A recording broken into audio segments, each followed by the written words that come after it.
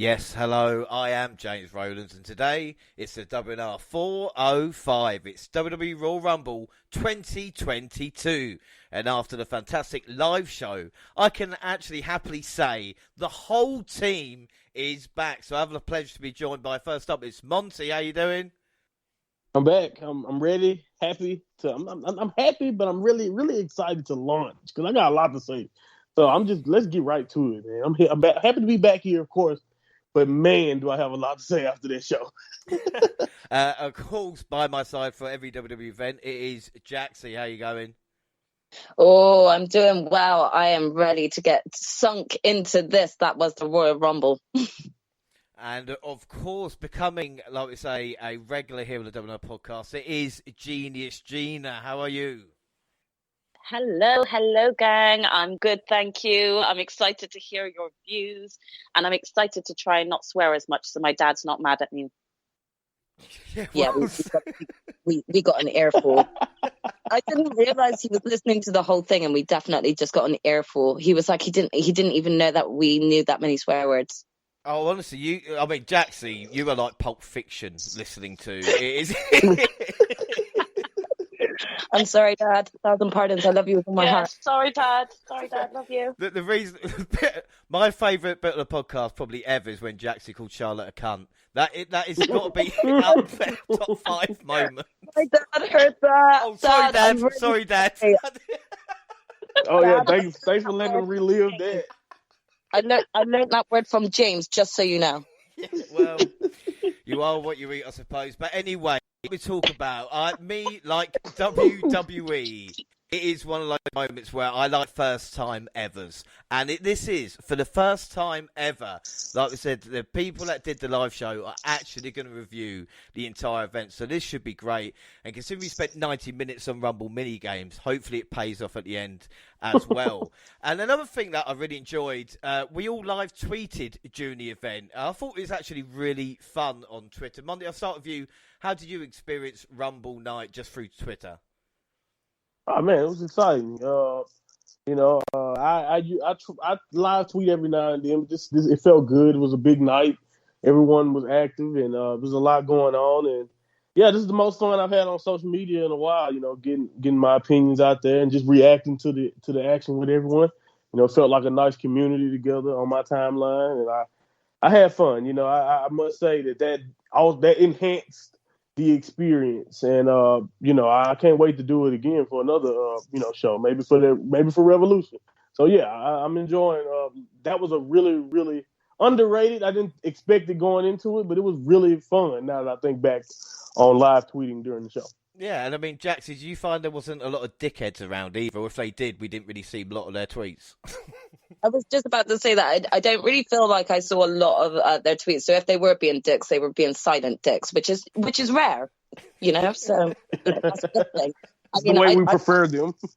Yeah, I mean, I definitely was live tweeting throughout a majority of it. And yeah, just had some fun with Monty online. Had some fun with others. Shout out to some of my fellow O-Face wrestling team, Brady. And Tim. Definitely had a lot of fun tweeting with them as well, so it was great. And Gina, Gina is. Sorry, I'm so tired still. I'll explain in a minute why I am tired. But Gina, you don't really on Twitter that often. Did you find the experience quite nice as well? I think we all joined. It's kind of like a team effort as well in the end, wasn't it? Yeah, it was really fun. I definitely don't get to live tweet as often anymore. During the first part of the pandemic, I got a bit of a taster for it. But since going back to work, I've not really had the opportunity to watch live and tweet along at the same time. So getting the opportunity to do it this week with the Royal Rumble is really, really fun. I didn't come across any dickheads on there either. And yeah, it was just nice to connect with friends that I felt like I made last year when live tweeting. So it was just nice to have all of that together in one place again. Yeah, that was really, really good stuff. I was live tweeting, but I did conk out about the time Big Time Bex made her entrance. But I did have a good excuse because I had to get up early to buy a suit because Jared, who used to co-host this very podcast, is actually getting married next weekend. So congratulations to Jared, Amy. They have a wonderful day. Yes, Congrats, Jared. That's lovely. I can play him that now at the wedding and not talk about the podcast, but say it's about him, just be like, look what we did here. And again, people wondering, what about the other co-host where Dan was? We've not spoken to him since September, so you make your mind up. But again, we don't hold any ill grudges whatsoever. And don't worry about the show because I rewatched it the next day. The one problem with live tweeting, I was making notes.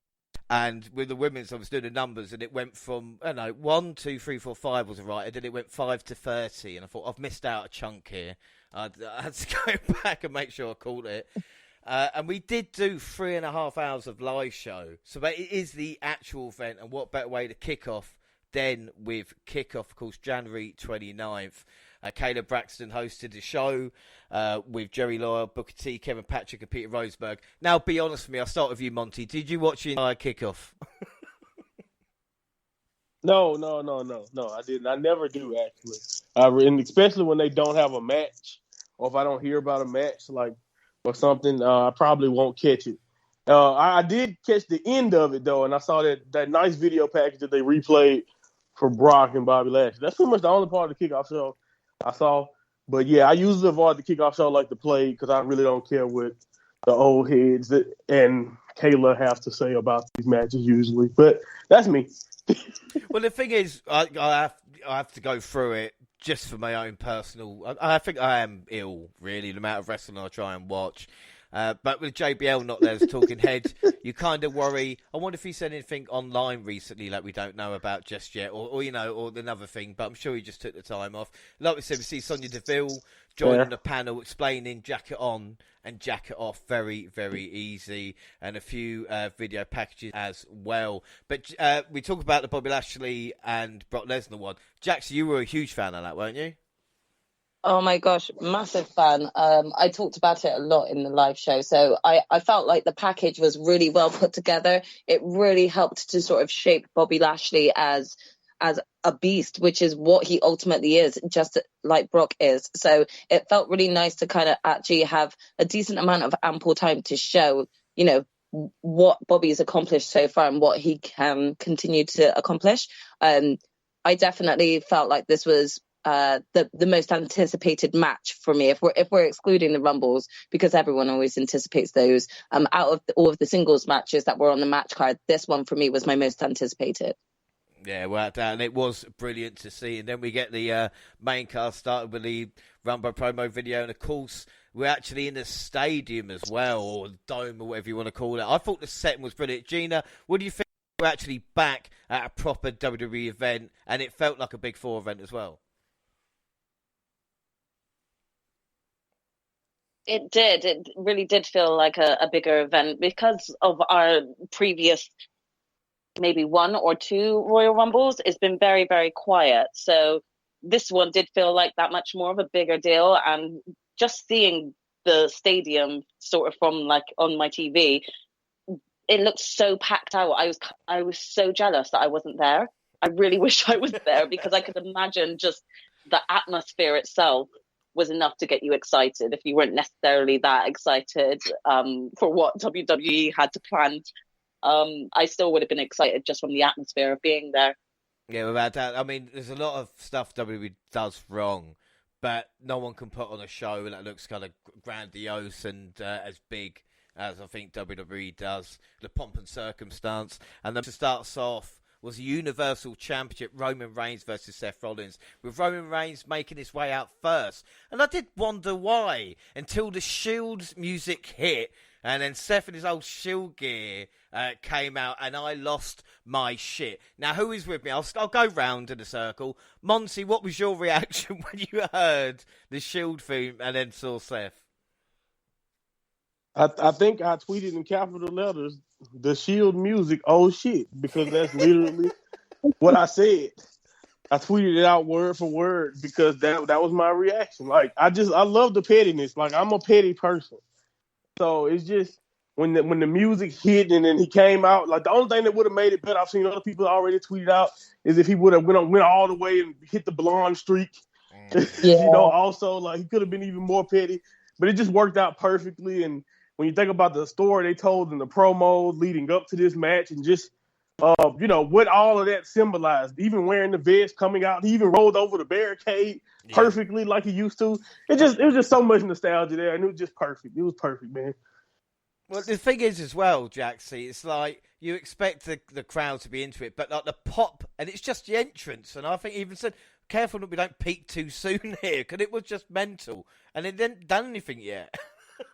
I mean, definitely. But again, I have to agree with Monty, like, in terms of when it comes to wrestling, I'm a little bit petty. Like, these little petty things get to me. And Seth is the epitome of it.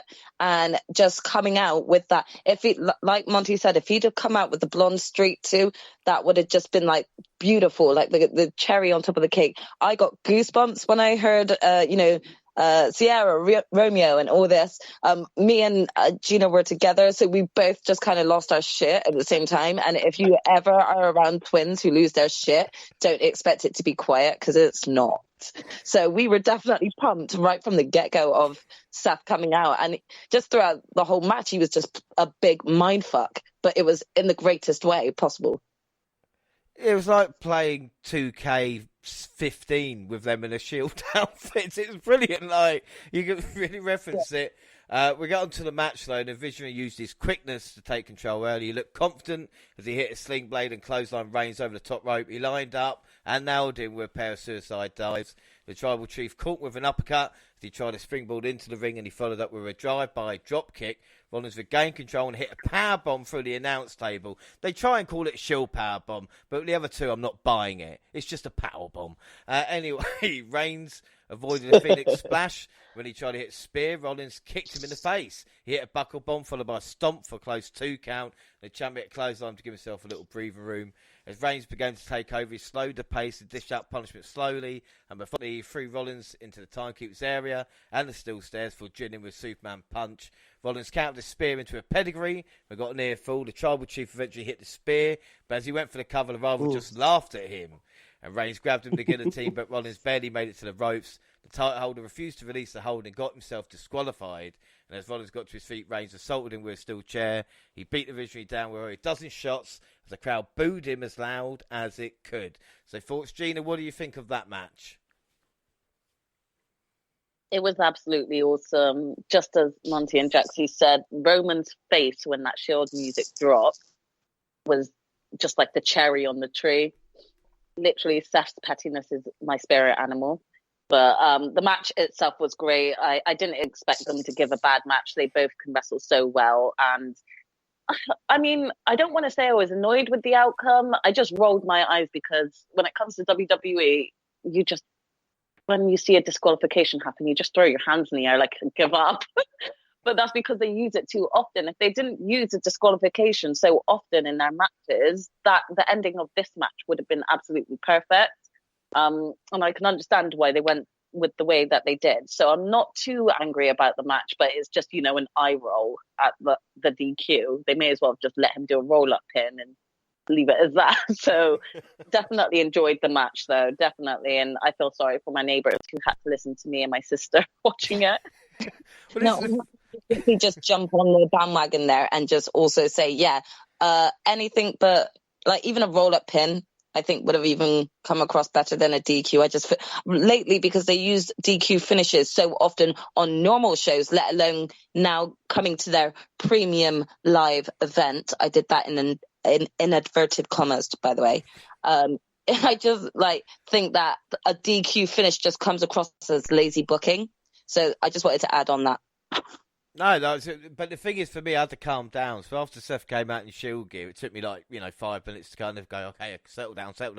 And I thought, I don't know about you, Monty, as well, the chemistry between these two, they've only had a couple of single matches, obviously, been together for that amount of time. It was perfect. I could watch a series of these matches and probably not get bored with how on point it was. Yeah, they didn't miss a beat. Like you said, you would think they fought hundreds of times. Kind of like him and Brock. You would think they've had the matches that him and Brock has had at this point. But, no, like you said, they've fought rarely, and Seth has always gotten the better of them. So I love that. I love that story. Like, I love the story that they told, basically. That's the only reason why I was conflicted about the DQ, because I don't like it either, but it's just like, I don't mind it because it was more so like I'm getting DQ because I'm sick of this. he deserved more than just me beating him.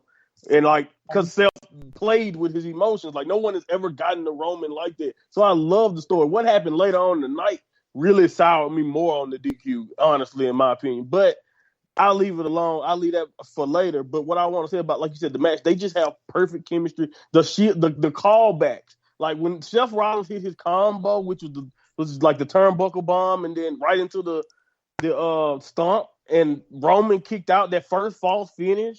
And it was just like, oh my God. Like, I thought it was over. I legit thought Seth squashed Roman at that point.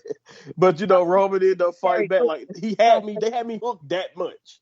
That was such a close fall as well. Like, Roman literally, like, jumped out at, like, 99.9 seconds, you know? Right. It was on cue. It was perfect. And, like, they had another, I think, like you said, the very first, as a matter of fact, the finish of it, with Seth making it to the ropes in the first place because it looked like he was unconscious, and then he grabs the ropes. The ref helped him. We all saw it. The ref definitely helped him. Just saying. I don't have an issue with it. I'm just saying it was still a good false finish, even though when Roman ended up being the finish, so it don't really count. But you know what I mean? It was still peak dramatics. Like I said, believe it or not, I thought this was the peak of this show. And like the ref helping him is a conspiracy. Conspiracy against him, okay? The ref started it. Well, he left him for the Authority. He still got a little stroke, okay? You remember that. Of course, mate, they got to help out. Roman had stroke, Seth had stroke. I mean, he's the top two guys in the company. I love this match, honestly. Even with the finish, I take this match any day because it was just perfect when you think about just the overall story. Because if you think back, no one deserves an ass whooping more than Seth Rollins, honestly. So, but you think about how we still turned and end up hating Roman in the end. It felt almost genius how they did that. Did anybody feel at any point when Reigns was just continuing to attack Rollins that they might just go, oh, okay, referee reverses decision, Rollins is his champ from that? I was like, for a second, I thought they're not going to do that here, are they? Because the beating was to continue, but I think it made, like we said, Rollins a face and Reigns kind of cemented his place. But again, it's just annoying. It's a Big Four event, and your first match, a match that you look forward to, and it's DQ. You just you just want to shake them sometimes, and that's the only problem. The match itself, like we said, was brilliant. I'm going to give the match 4.5 out of 5. Monty, what are you going to score it?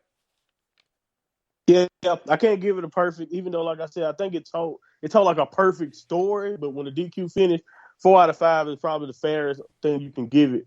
And even though I enjoyed it genuinely, like I think every moment of the match I liked, and up until the finish. So yeah, 4.5. Jackson, we're going to score out of 5. Yeah, I have to agree with Monty on this one. I rated it 4 out of 5 as well. I think it was just like, as much as I think and agree that the ending left of the match kind of went with the aesthetic of the story, the DQ finishes have been so overused that it kind of took away from the performance of both men. So for me, it did have to knock it down a notch. So I'll give it a 4 out of 5. Gina? I'm going to go with the other two, and I'm just going to say 4 out of 5 as well for the exact same reasons. No problem. Well, polls for that. Roman Reigns got 58.5%. Obviously, Rollins with the rest. I'm not going to work it out. As we got their predictions, we all went Roman, so we all got fuck all from that. 0 across the boards. To start with. Yep. Good old DQ finish. That's the most annoying in predictions, because no one in prediction history, I've been in predictions like 7 years, I never put a DQ I'm or no predicting contest a DQ. or count out. Yeah, who does that? There's gonna It be just no sounds contest. weird, right? No one wants a DQ, man. It doesn't matter who's fighting. Well, we move on, and it is the Women's Royal Rumble. We will look at mini games as well, so I hope everybody's got their picks with them, just in case I miss anything out. But I have gone through with a fine-tooth comb to work out points. Hold on a second. Gina, do you have our list still? Because I think I left it at yours, and I'm back in London. Yeah, So, I've got the list. thank you. Thank God for iPhone notes. So we're going to start off. We're going to start off the Women's Royal Rumble match, and at number 1, it was Sasha Banks. So it was. Yep. It was a bonus point to me because I actually picked Banks as number Mm-hmm. one. But it was Gina. What did you think when you saw Sasha Banks? I honestly wanted to cry. I just wanted to cry. But don't get me wrong, her cosplay was amazing. Shout out to her cosplay. Awesome. Shout out to her man, because you know that her man did her cosplay. It was sick. Yeah. Taylor Banks all the way. Oh, Makasi's great, dog. Yeah, he is. He's so talented. I would just like to say that my sister, straight away when that music hit, just could not have turned her head so quickly at me. My eyes were rolling to the back of my head, and I thought, "Oh, just kill me now. Why am I here?" Like, note to self: don't sit with your sister for Royal Rumble next year. Well, I could not be quiet about it. I was going, because it adds an extra layer, especially with these mini games when you go, oh, fucking, that's bad. Like, I feel for you in number 2 was Melina, and of course, a surprise entrant in the Royal Rumble, and of course, she was dumped out before the next entrant. I hope it was worth it for her. And on Twitter, Gail Kim had a go. Gail Kim had a go at Sasha Banks for doing the splits when Melina got eliminated. Yeah. But Melina was doing it on the floor. So I don't know, Monty, that's fair game, isn't it? Yeah, they should have kept the camera longer on Melina, honestly, in my opinion. Honestly. But that's besides the point. Yeah, I mean, I don't know. Hopefully, I guess in the old school mind state of things, you would hope that Sasha probably discussed something like that. Because I know how it is. I know how wrestling politics traditionally are. You know, I guess that's gimmick infringement or kind of showing someone up. I guess maybe it's how Gail Kim see it. But honestly, I thought it was lighthearted at best. You know, Sasha, was having fun at that point. But I didn't take it that seriously. But if you did, I guess, to each his own. Can I just add on that real quick, Monty? Because I didn't take it that way in the slightest. And if anyone remembers or goes back to 2018 Royal Rumble, Sasha Banks and Asuka were taking the mick out of their own gimmicks. Carmella took the mick out of Nikki Bella and mimicked John Cena. If these people can't really, if these wrestlers can't actually handle a little bit of gagging every now and again, to show confidence, especially when it comes to their character, their character across, then they really shouldn't be in that type of business if they're going to be that sensitive. So I didn't take it that way, and I don't even think Melina did. It might have been just Gail Kim. Well, the thing is, if you can't laugh at yourself, you can't laugh at anybody. I think that'd be fair.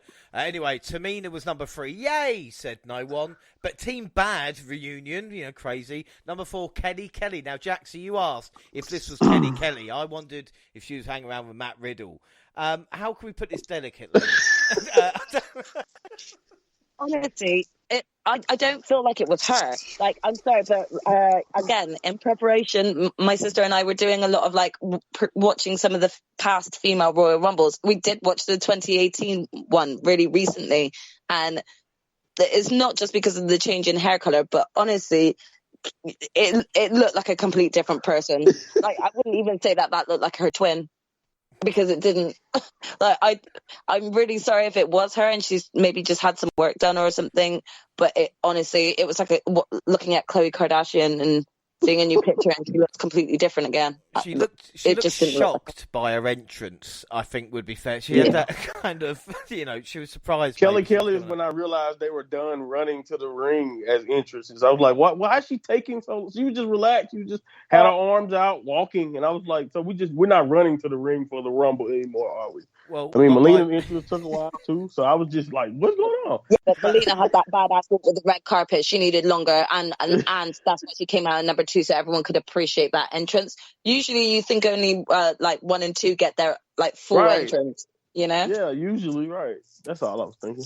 Well, the funny thing about Kevin Kelly as well, the thing I like about her the most, her real name is Barbie Blank, which is fantastic. It's speaking of real names, authentic name, man. Authentic. That's government. I can't believe it. Blank, yeah. Number 5 was Nymph. Nymph again, her real liar, as she goes now, or Leo, however you want to pronounce it. Number 6 was Liv Morgan. So Nymph annoyed me. People think she would win are in trouble. Who annoyed you? Oh yeah, Nymph. Nymph. Like, go on. Yeah, because I was expecting her to be chucked out right away, and she stayed. Well, up next. Oh man, wait till Natalia comes. Up next, number 7. Monty's lucky number was Zelina Vega, and Monty's jinx continued as his lucky number kicked out Gina's choice, Sasha Banks, to a chorus of boos. Gina, why would Monty do that to you? It was a conspiracy theory. He hatched the plan with Sami Zayn. His conspiracy against me and Sasha Banks. Monty is being put in that same bracket with the referee who helped Seth Rollins. However, can we just real quick shout out to Queen Zelina for that amazing, badass Madara Uchiha cosplay? Yeah, oh my God, I was fangirling hard. Right, yeah. I was gonna say, like, I thought it was just poetic because he kind of, like, the anime nerd in me, like, Madara probably would beat Sailor Moon. I mean, you know. Yeah, he would. Get probably would, yeah. But yeah, that's the anime nerd in me. But yeah, I appreciated it. I appreciated seeing Zelina there. I wasn't expecting it, but honestly, it could have been a whole lot worse, honestly, for me. And she, like I told y'all during the match, she really impressed me because she lasted a lot longer than I was expecting. But yeah, I was happy. Well, after laughing at Gina's pick being eliminated, it was my pick, Bianca Belair, next, and I thought, oh, fuck it, that serves me. Oh, right. Number 9 was Dana Brooke. She got saved by Reggie, but no woman needs saving by a man, thank you very much. Number 10 was Jaxie's lucky number, Michelle further way through. She dumped out Brooke DeVille at 11, but she had the jacket on, so she joined commentary. Number 12, Natalia. For a second, I thought Nat took out the EST with Tamina, but luckily not. It was just Tamina. 13, unlucky for some, was Cameron. Somebody called my mama. Former Funkadactyl with Naomi, of course, brought the rage out of Sonya after being told on commentary and eliminate her. And then Naomi, number 14, and she gets revenge on her former partner. And a bonus point for Gina, Jaxie, and Monty by kicking out DeVille. So I guess you're all happy with yourselves at that point. Yeah, I knew that was going to happen.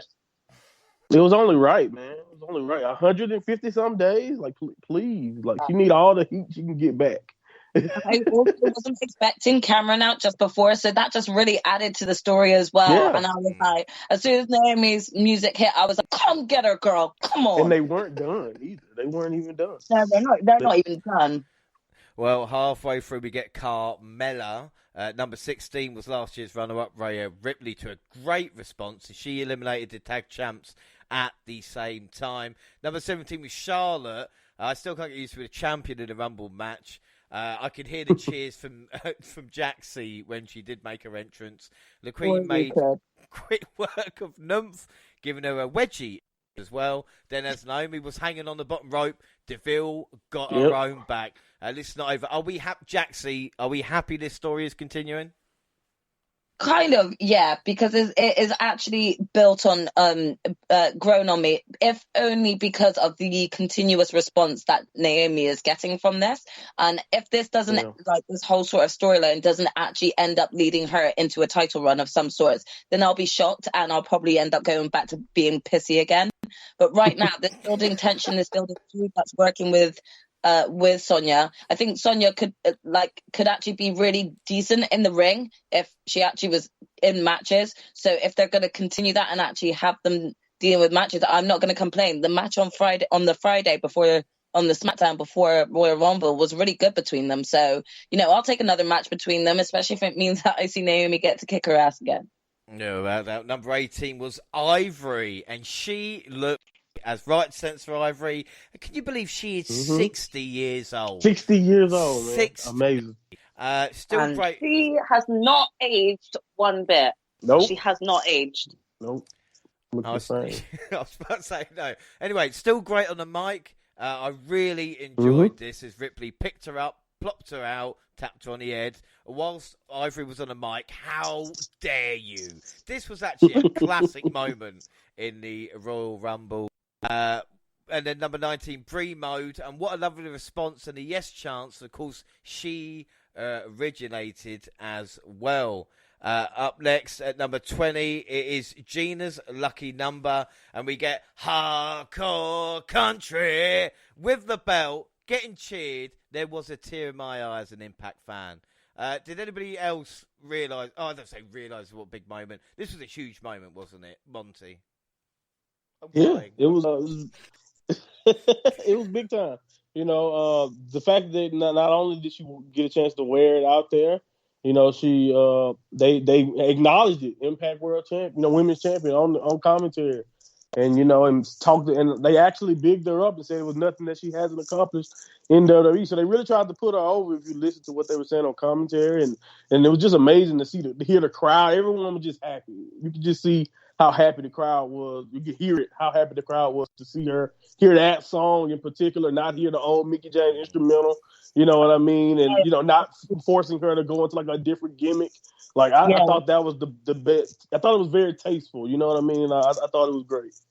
I actually really appreciated the fact that WWE let her come out as her Impact character, not her WWE one. It just shows like there's a little bit of growth there, Yeah, without doubt. It's baby steps. Baby steps. It's a step up from, like I said, the black sack of stuff. But again, like I said, small steps. And Mickie James got revenge on Michelle McCool for being called Piggy James. Yes, way I like back that when. too. Yeah, it was great. That. Nice callback. Yes, so Gina got mine out. Yeah, Gina's lucky number dumped out Jaxie's. Discuss. I mean, it was inevitable though. I knew I got screwed over when, no offense to Michelle McCool, I think she's a great wrestler, but in terms of like who I saw winning the Royal Rumble, it wasn't going to be her. So for me, I just felt like, okay, well, it was going to happen at some point. Yeah. Number 20. I mean, to be fair, there was a few little slaps whilst we were sat next to each other when that happened. But aside from that, I was just gleaming the fact that I've actually got one over on my sister for once. Number 21. There's nothing I can add. I was just going to go like, oh my God, but it's just going to look at the turmoil you caused. Yeah, I know. That's what I'm doing. Number 21. We're lucky she's letting me have that. It's gone very quiet. That's all. Anyway, number 21, Alicia Fox. And I know Noam Dar's happy. I know, royalty. Anyway, I was actually in the crowd when she won the Divas title in London. Weirdly enough, out of all the people to see win the championship. You witnessed history, Joe. I witnessed history. I saw this did. win. Number 22, Nikki Ash, who attacked Ripley from behind, and we thought we were going to get a bonus point, but we didn't. Yeah. How pissed off were we there? What a tease. Number 23 was Summer. Don't call her a legend, Jimmy Smith. Ray. Natalia, the bouncer of the match, threw Summer out. Nikki Bella at 24, bit Twin Magic. Fox was evicted from Team Bella and the ring by Nikki and Brie. Man. At number 25, Sarah Logan. I mean, bless her heart. She must love this. And the Riot Squad back together. And we see Liv with tears in her eyes. And this is going to be a wonderful moment. And just like that, the Bellas don't want it. They dump out Logan and Morgan. This is horrible. Jaxie, this is... Why were the Bellas such assholes? I'm not going to lie, James. I looked at Gina and we both just agreed that we would have done exactly the same thing. No! Dun, dun, dun. I mean, I'm sorry, but this ain't no time for reunions. Don't get me wrong. As a fan, I was like, oh my God! Like, I was fangirling, like, seeing a potential reunion. Yeah. But no, it's not about twin bias, but I think we just both have the same idea in mind. Is like, well, I don't want you two teaming up. We're the only team in here. So, bye. Yeah. I mean, to be fair, like I said, Seth's pettiness is my spirit animal. And I would have just been petty. And seeing her friend coming down, she hasn't shared a ring with her in God knows how long. I'm going to get her out, sorry. I'm petty. She's gone.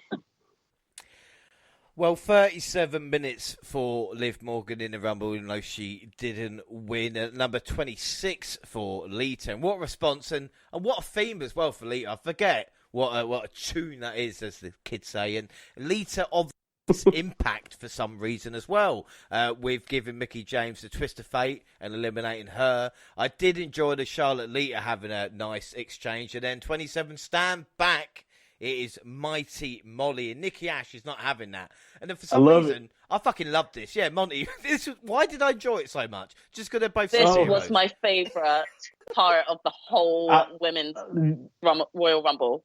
It was high up there, and I love it even more now that I know that Molly's supposed to have a hand in producing some of this, man. So she probably came up with this idea to come out as Mighty Molly and let Nikki Ash put, because she's a great veteran. She would love to put Nikki over even more, and I think this really can help.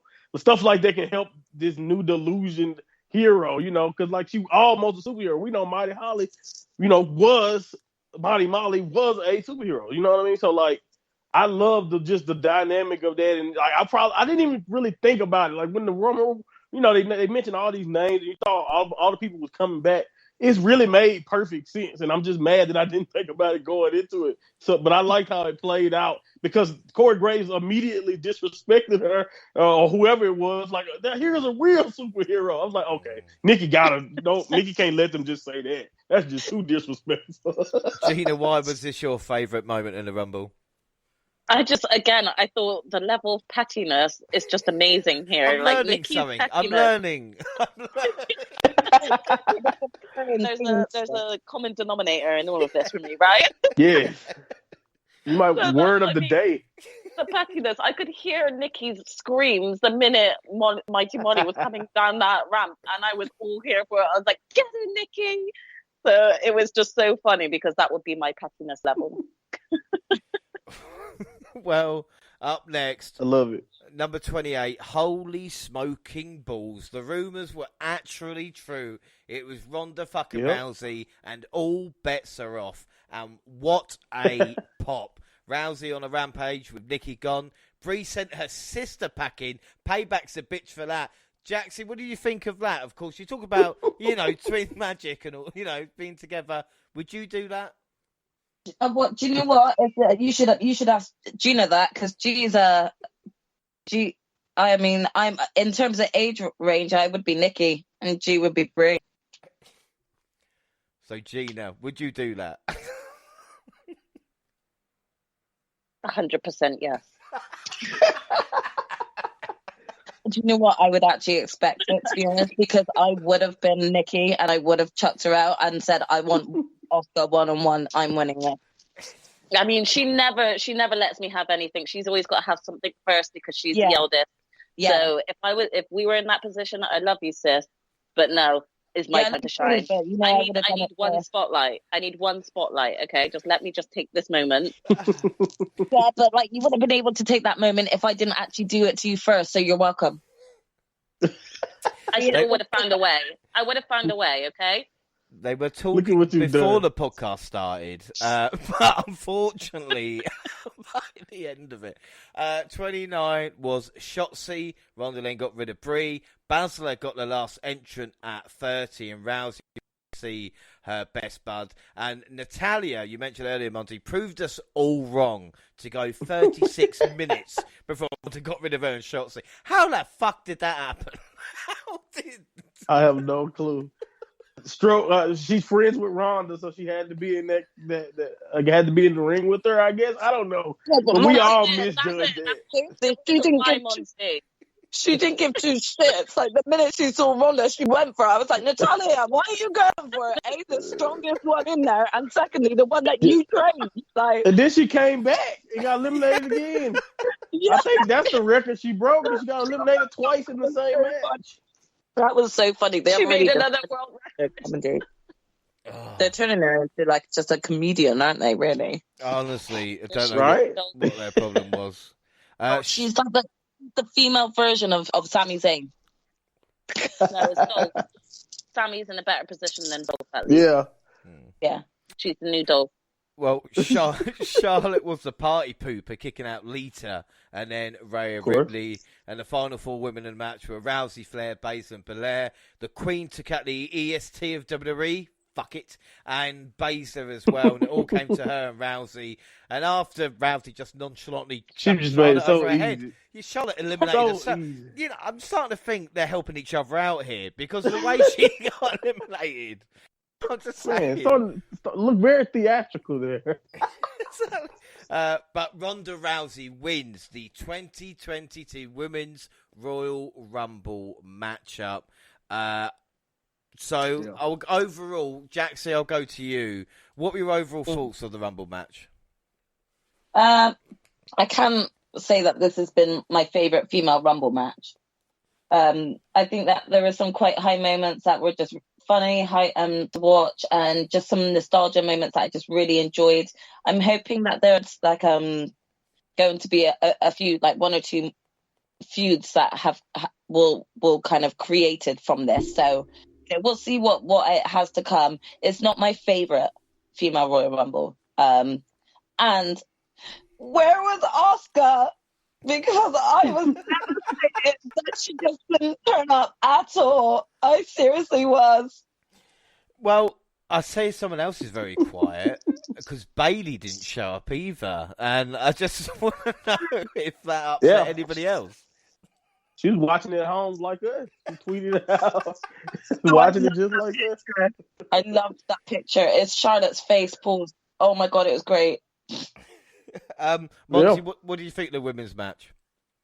I mean, it had moments. I think that's what the Royal Rumble was mostly about. It had, and I think it just had a lot of great moments, like little pinpoints, like throughout, little things that you can just pick up and enjoy. I must say that Ronda coming out and just winning the Royal Rumble, I don't think it had to be done, especially if they're going well. I think they're going with it.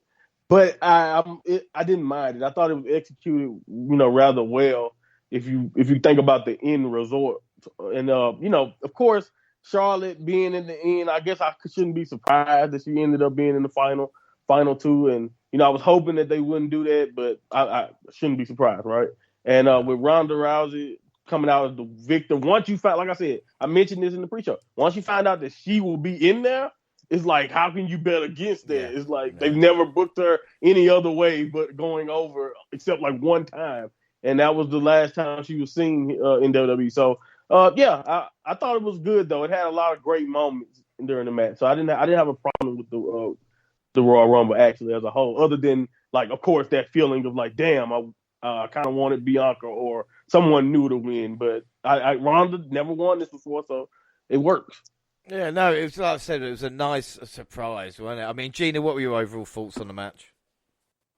I mean, I get, Monty, I totally get what you're saying, right? But I think what bothers me is that each time Ronda has been brought in, she's just, here, have a title opportunity, just handed, Whereas, I even said the same when Charlotte Flair came back and she just instantly just got given the title again. I was like, why can't you just bring people back, not necessarily for a title storyline, just bring them back for a normal storyline and then integrate them into the title storyline.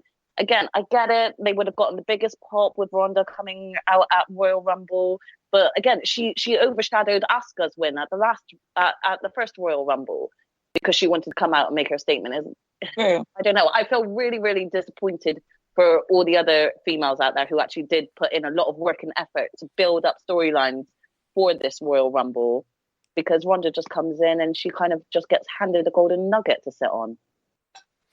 I think with Ronda, though, it is, like we said, that the star power that is there. My problem is that the rumours are so difficult. The amount of Rumble predictions that, a bit like Monty, with you and, of course, Jaxie, where your pick's not actually in it.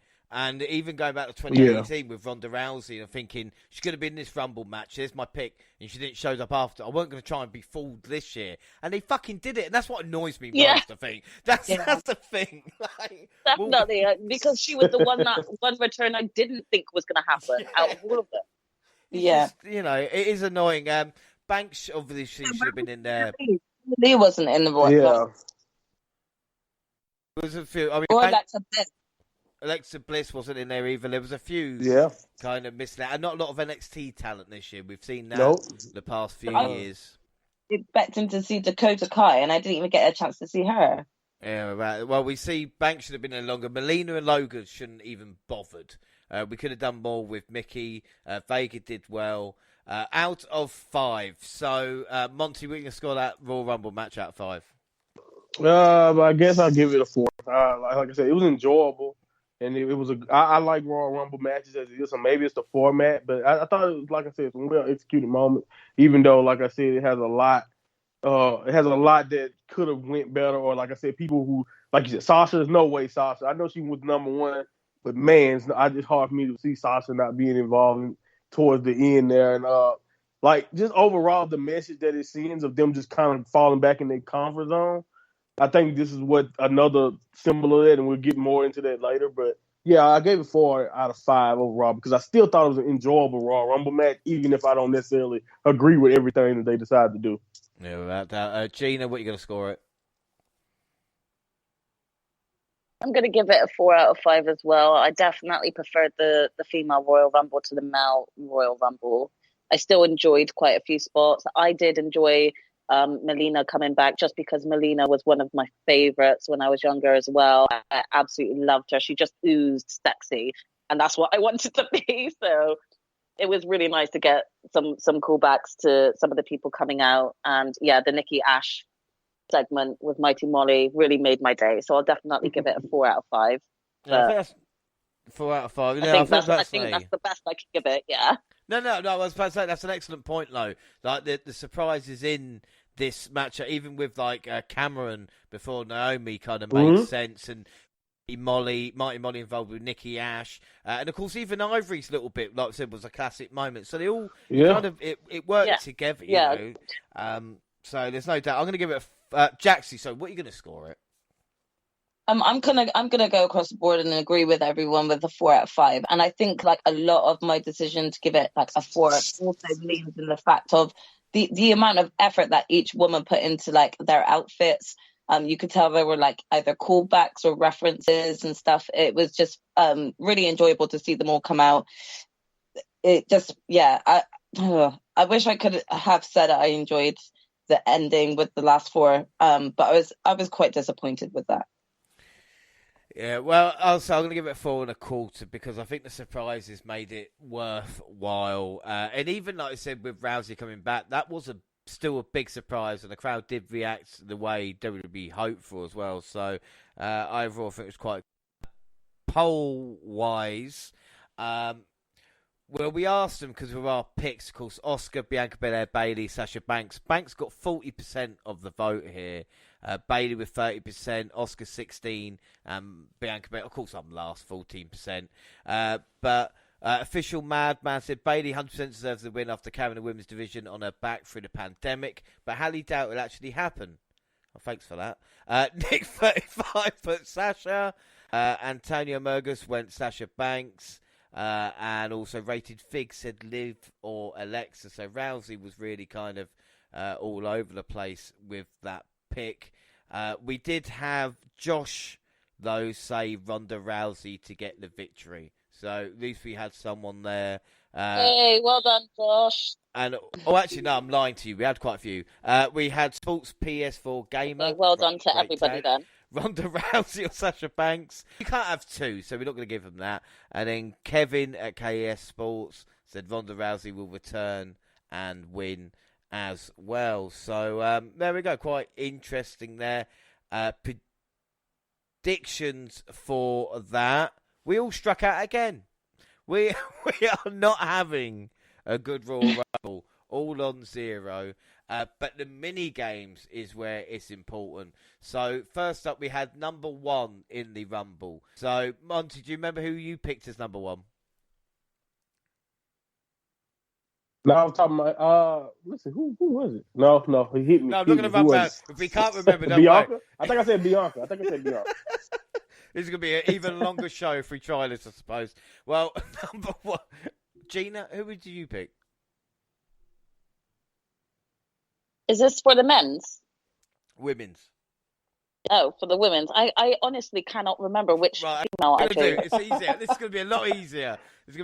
Yeah. Mini games. Number 1, Banks. I went Banks, so that is 1 point for me. Number 30 was Baszler, which is no points. The final 4 was Rousey, Flair, Baz, and Belair. So that means I get 2 points. Monty gets a point. Jaxie 2 points, and Gina 2 points as well. That must have been Baz and Belair for this. The Santino what are the quickest elimination? Mighty Molly for 20 seconds. Cameron 51 seconds. There's no points anyway with that. We had Aaliyah and Natty, Yeah. which obviously shot to shit. Iron Man, Bianca Belair. Monty, you said Bianca Belair would be Iron Man, so you get a point there for that. Shayna and Asuka. Most eliminations, Ronda Rousey with 4, so no points for anybody. Yeah. Right. Yeah, I put Asuka.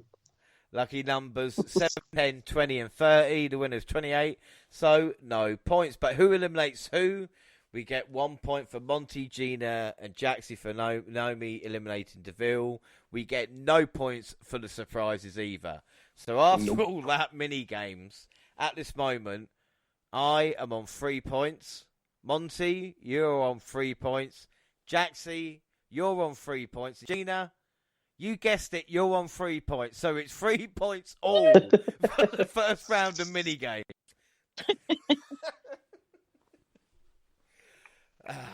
You make sure better than I thought, actually. But do we do better than we thought there? Yeah, better than I thought, because after watching the show, I felt like I was way off on everything. I mean, I think I agreed with you on your tweet about it, Monty. I think I was saying like I'm having a real losing streak right now, so I'm actually shocked that I'm even tying with you. Right. Yeah. Hey, you're tying with me as well. You're tying with everybody. I'm not just with you. I meant with you all. Just because he won the first one doesn't mean. I mean, don't get me wrong. We know what's happened with predictions here for the normal ones, but we're going to move on, and it's Becky Lynch versus Doudrop for the Raw Women's Championship next. And we see the two women lock up, and Doudrop easily push Lynch to the mat, show off her power. Big time Bex grew frustrated as the challenger appeared to have an answer for everything she tried. The champion avoided a corner splash, but Scott was able to keep the upper hand and hit a senton that sent her to the floor. Doudrop tried to hit a cannonball against the steps, but Lynch moved and she hit the still. The powerhouse caught the man coming off the middle rope, but she was able to transition into a sleeper hold. Doudrop kicked out of a missile drop kick, started to get angry as Lynch began to berate her. They went back and forth for the next few minutes, trading big moves in an attempt to finish the other off.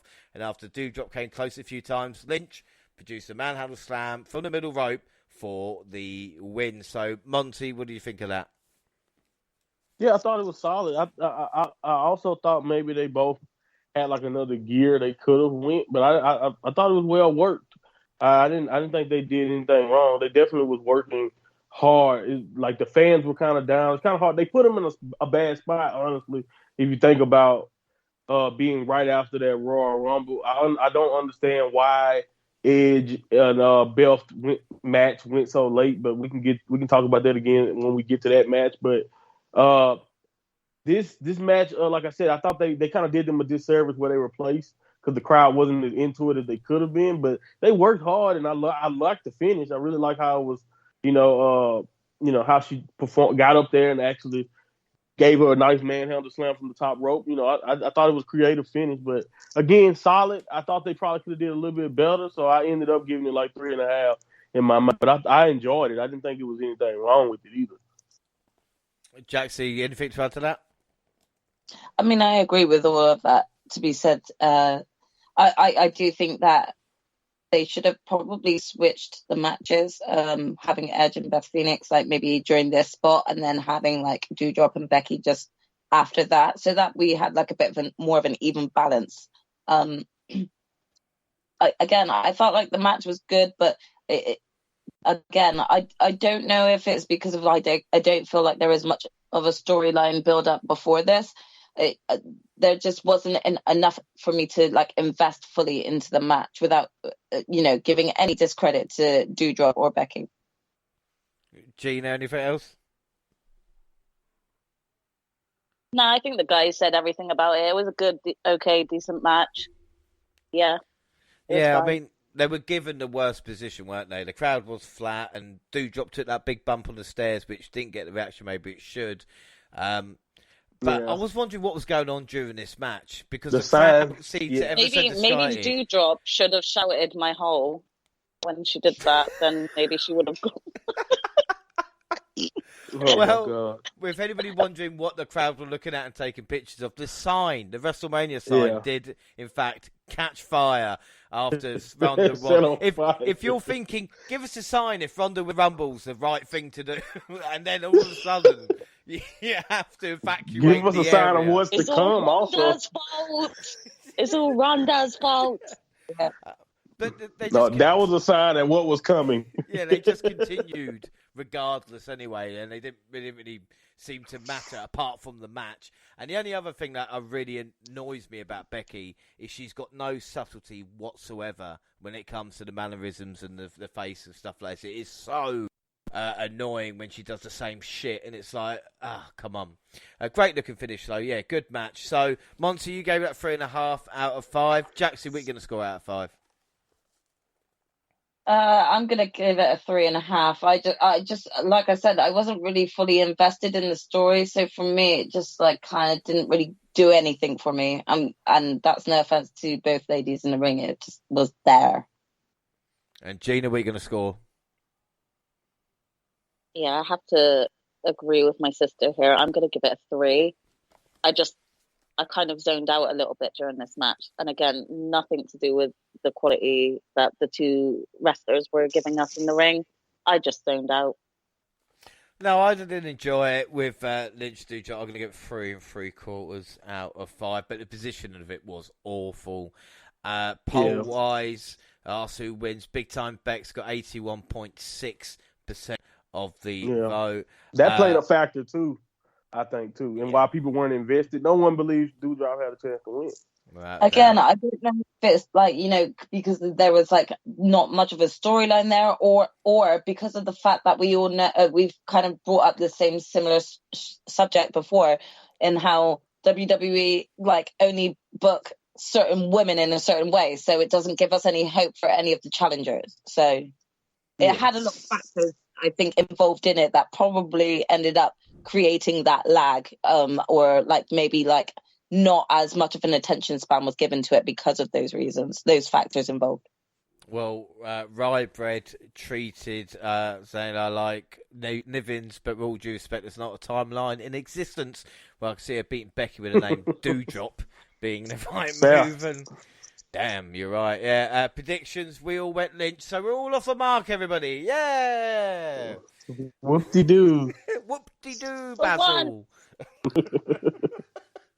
Yes, we're all one. We're all at this. I think we should leave it there now. I think now we've all got a point. Let's not look at the rest of the night prediction-wise. Let's just leave it. And what do you mean, no? Anyway, attendance, 44,390.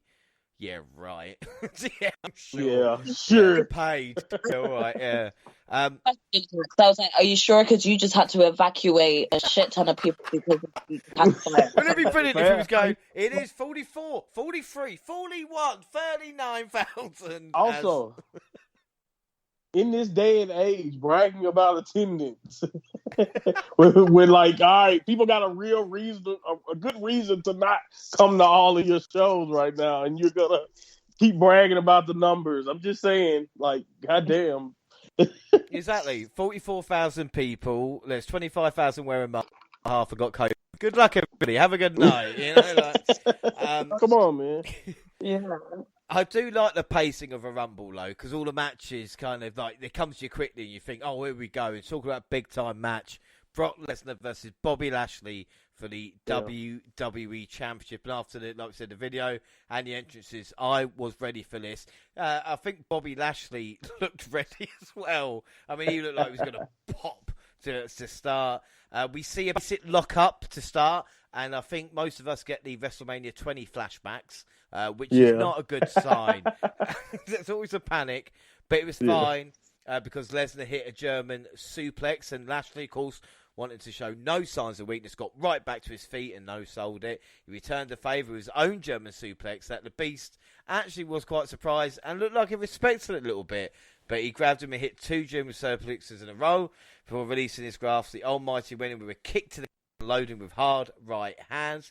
He avoided the F5 and hit a spear out of nowhere. He lined up and hit a second spear that sent the Beast out of the ring, and Lashley went for another spear at ringside and ended up crashing through the barricade with Lesnar avoided. Fooled him once at day one, shame on you.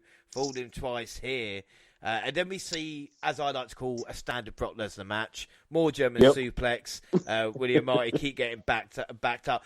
Jaxie, the landings Bobby was taking on these suplexes. Did anybody else think? Have you ever taken a German suplex before? Like one of them, he landed sideways. Oh, honestly, right. First of all, can I quickly just say, right at the very beginning, when he did like the first or second suplex and Bobby got straight back up, I was so lit. I was actually stood on my feet pacing around because I was like, oh my God, this could get lit. I'm so excited. I can't even sit down. I was so excited for this. And then you just seen them like just continuously coming. And I was like, no normal human being would be able to handle still going. And then Bobby Lashley taking one after the other. I was like praying for this man. Jesus, take the wheel. It was just like... But James, but not that many people is going to German him in a match, though. That's another thing. Like, who else can you think about has even tried the German suplex Bobby Lashley? Yeah, that's so true. But he's usually the one throwing people around, man. Even when you saw Bobby Lashley reverse it and then he suplexed Brock, oh my gosh. That got me so lit as well. I was like, Bobby can take it. Bobby can dish it out. Like Brock, literally, you saw the beginnings of his smile just to fade and actually realize, shit, I need to actually like think about this and actually be serious about this. You know, he went from being funny to serious real quick. Without a doubt. Well, we see again Lashley getting hit by a suplex. Lesnar going for the F5. And retained his title. It's a point to me there. So that's quite good. We'll move on to the next match. Oh, no, he went for the F5. My network glitched out at that point, weirdly enough. Ref bump. We see Lashley with the hurt lock. And then as Lesnar went back, crushing the ref. And commentators, he looks like he's out. No, wait for the next bit. Wait till and how many times recently has Brock hit a ref 5? Like, shouldn't you know? They're always in the way. The direction of it. You know what's coming at this point. He does it every match. I wonder what move he's going to hit. It's like being hit with a German suplex. I didn't think you were going to do that. I really didn't think you were going to throw him behind. Like, what a shock. Anyway, as the referee was down, this time out, due to the errant legs of Lashley, Roman Reigns came out. I mean, I was just like, fuck this. Fuck this art. This is not, this never happens. All this kind of bullshit of like, oh, this story's going to happen. And I thought, no fucking way. And all of a sudden, Heyman handed Reigns the WWE title belt. He could hit the beast of it. And then as Heyman left with Reigns, Lashley made a cover. 1, 2, 3. Your new WWE champion, the Brock Lesnar Slayer, is Bobby Lashley. Unbelievable stuff. We'll go to Jaxie. What did you think of this match? First of all, if anyone managed to get a gif of Roman Reigns' face when it closed up on him whilst he did, his little reference, and can send it to me on social media, please DM me at Jaxie Scarlett on Twitter, because that was a real sexy moment. So I just need to give my thanks to the tribal chief for that close-up, because that was beautiful. Yeah, thank you. Apart from that, I saw this coming. I think I called it. I actually think I called it in our live show that Roman was going to get. No. I actually think I did. So I knew this was coming, so I wasn't even shocked by this. I was just very happy with the outcome. This is what I wanted from the beginning. Bobby Lashley just booked in the right way, getting the title back, and now I hope he's on for like a lengthy run. Like to really showcase what he can do, and showcase that it's not just Brock that can be so dominant. MVP is such a great support for Bobby Lashley as well. I just think that things can only get better for him. And I really wouldn't mind like a big long feud with someone and Bobby, like Biggie. If Biggie and Bobby went to WrestleMania, I'd be very happy with that. So, yeah. One of the things I got excited at that point, after obviously the devastating loss, was the fact of if Bobby is a champion, who is going to challenge him? And I thought Drew McIntyre to come back to that story from last year as well would make perfect sense. So I was a little bit excited. Yeah, definitely. But also, can we just talk about the fact that like Paul Heyman is such a he's such a snake. It's like you just go to where you think the current team is winning, innit? He'll just defect and just keep on playing yo-yo. I mean, Paul Heyman's such a snake. Slytherin don't even want him. Oh, snap. That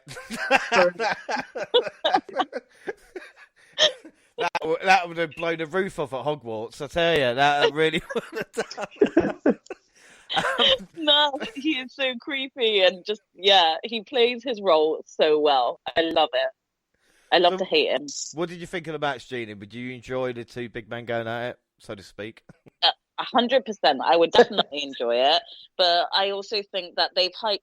This is what the one thing they've done well is hyped the story and got the storytelling so captivating that everybody just was itching for this match. And I definitely think that the guys can pull it off. So it's just a case of letting the wrestlers go ahead with the story and bring it to life.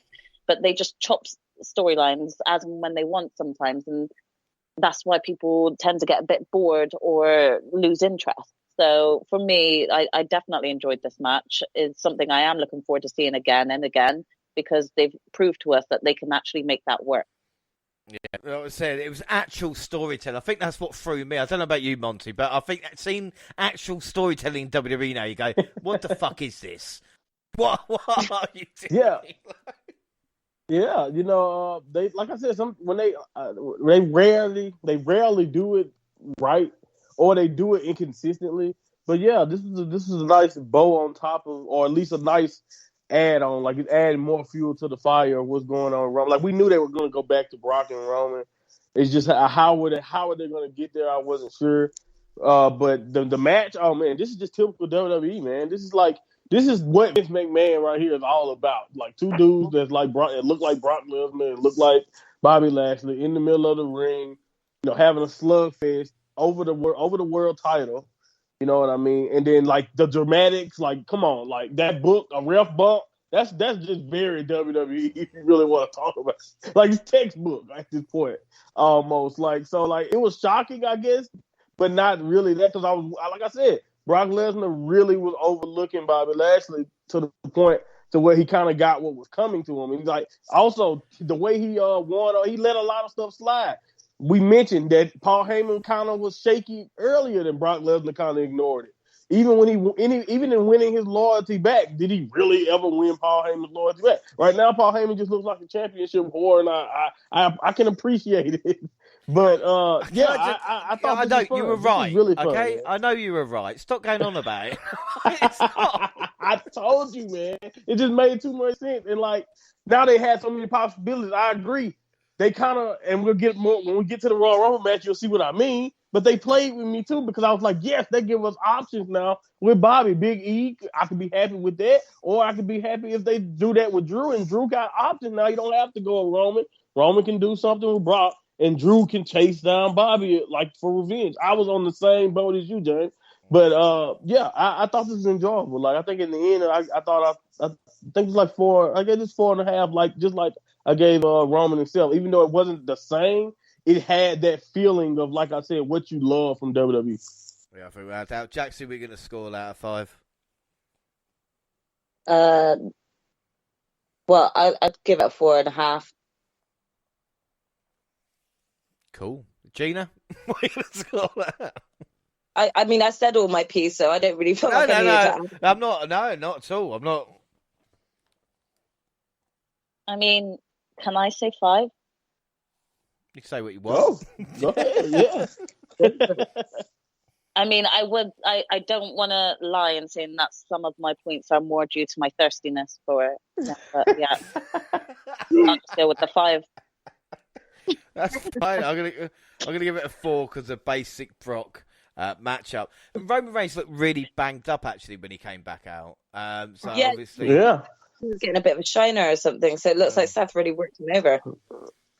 Poll-wise for that, Brock Lesnar. Got it, guys. 64% Brock Lesnar. This is one of my favourite. Mercy Buzzard said, I picked Lesnar thinking you meant who wins the Rumble. And actually beat Lesnar. Lesnar wins Rumble. I put sorry for the confusion, but I can't count that because that's not the Rumble poll. Sorry, bad luck. What can we do? Poor. Anyway, prediction-wise, fuck it. I'm the only cunt that went Brock, so I deserve to lose. That's on me, that is. You didn't trust us, James. No, you didn't should have trust gone us. We tried come to tell with you. us. One of us. You had three people. You had 3 people telling you, James. 3 people. Story of my life, mate. So 2-2-2-1 there for the scores. The next match is The Miz and Maurice versus Edge and Beth Phoenix. Again, weird placement for this being stuck. I actually forgot about this match. Late. I'm not going to lie. Yeah.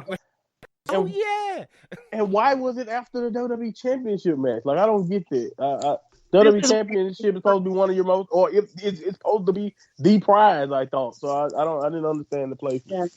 I mean, like, I would have swapped it with Becky and Doudrop, to be honest, because it just made sense. At least it was for the women's title. Yeah, that seems weird. And now you look back on it, and you think they only did that because of who won the men's rumble as well, with the kind of weird placing that we had. And we see Maurice and Beth Phoenix starting for their teams. Maurice tried to run away from Phoenix, and The Miz helped her escape. Edge and The Miz tagged in, and the A-list was able to attack Edge from behind with some help from Maurice. Upper hand, the Rated R superstar popped up and hit a DDT out of nowhere to give himself a chance to tag the Glamazon in, and she came in hot and hit several strikes. The Miz broke, so Phoenix got in his face. She planted him in the corner and beat him down. I knew Miz was going to get beaten up by Beth, and I've got a problem with it in the world. And Maurice hit Phoenix with a purse brick, but couldn't keep it down. She knocked the Glamazon in the camel clutch for Edge, and The Miz came back in. Maurice took out Phoenix at ringside, and while The Miz was ref distracted, Maurice hit Edge with a Hurricane Runner. Miz then hit the skull-crushing finale. And even though this should have been a really close count, at no point did I think The Miz is getting a win, because The Miz beats no one. Phoenix and Edge struck Miz with the spear at the same time for the glam slams to both opponents for the win. So, Jaxie, what do you think of this match? I mean, I'm not going to lie. I forgot about it until they came out, but I actually thought it was enjoyable. It had me kind of laughing in certain places. It had me, like, screaming, get her, Beth, at times and stuff. So I can't say that I didn't enjoy it. I thought it was real feel good. What I loved the most about this match was actually just seeing the joy on Edge's face. Like, he really enjoyed teaming with Beth Phoenix, and you could just really see that. And there's a certain joy that comes from that, especially as if you are a wrestling fan and you know of his history and how long it took him to get back. This is clearly what he wanted to do. So it was a good placement for that feel good factor. Yeah, I think without a doubt, this was fun, and the colour coordination was great. If you're a fan of that, this is really, really good. But I don't think, like we said, Monty, you mentioned it as well with the women's title match.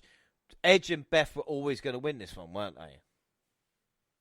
Yeah, I mean, exactly. We already knew that, and again, that could take away from a match. I thought it was still fun and entertaining, and I figured that. I wasn't even expecting a wrestling clinic or anything like that. That's why, again, the placement of it right here, confused me. But like you said, we found out later why it made a little bit more sense. But it did give you a nice, like I said, very nice moments. I love the tandem offense. Like, every time Edge and Beth works together, double spear, double glam slam, I absolutely enjoy it, and I really thought this was fun. So I didn't have a problem with it. It doesn't take away from the show, but I do agree that there's no way. No one thought Miz and Maurice had a shot, and so you only can get so excited when the match is already just where it's going in your mind, I think without doubt. Gina, what were your thoughts, and what do you score this out of 5?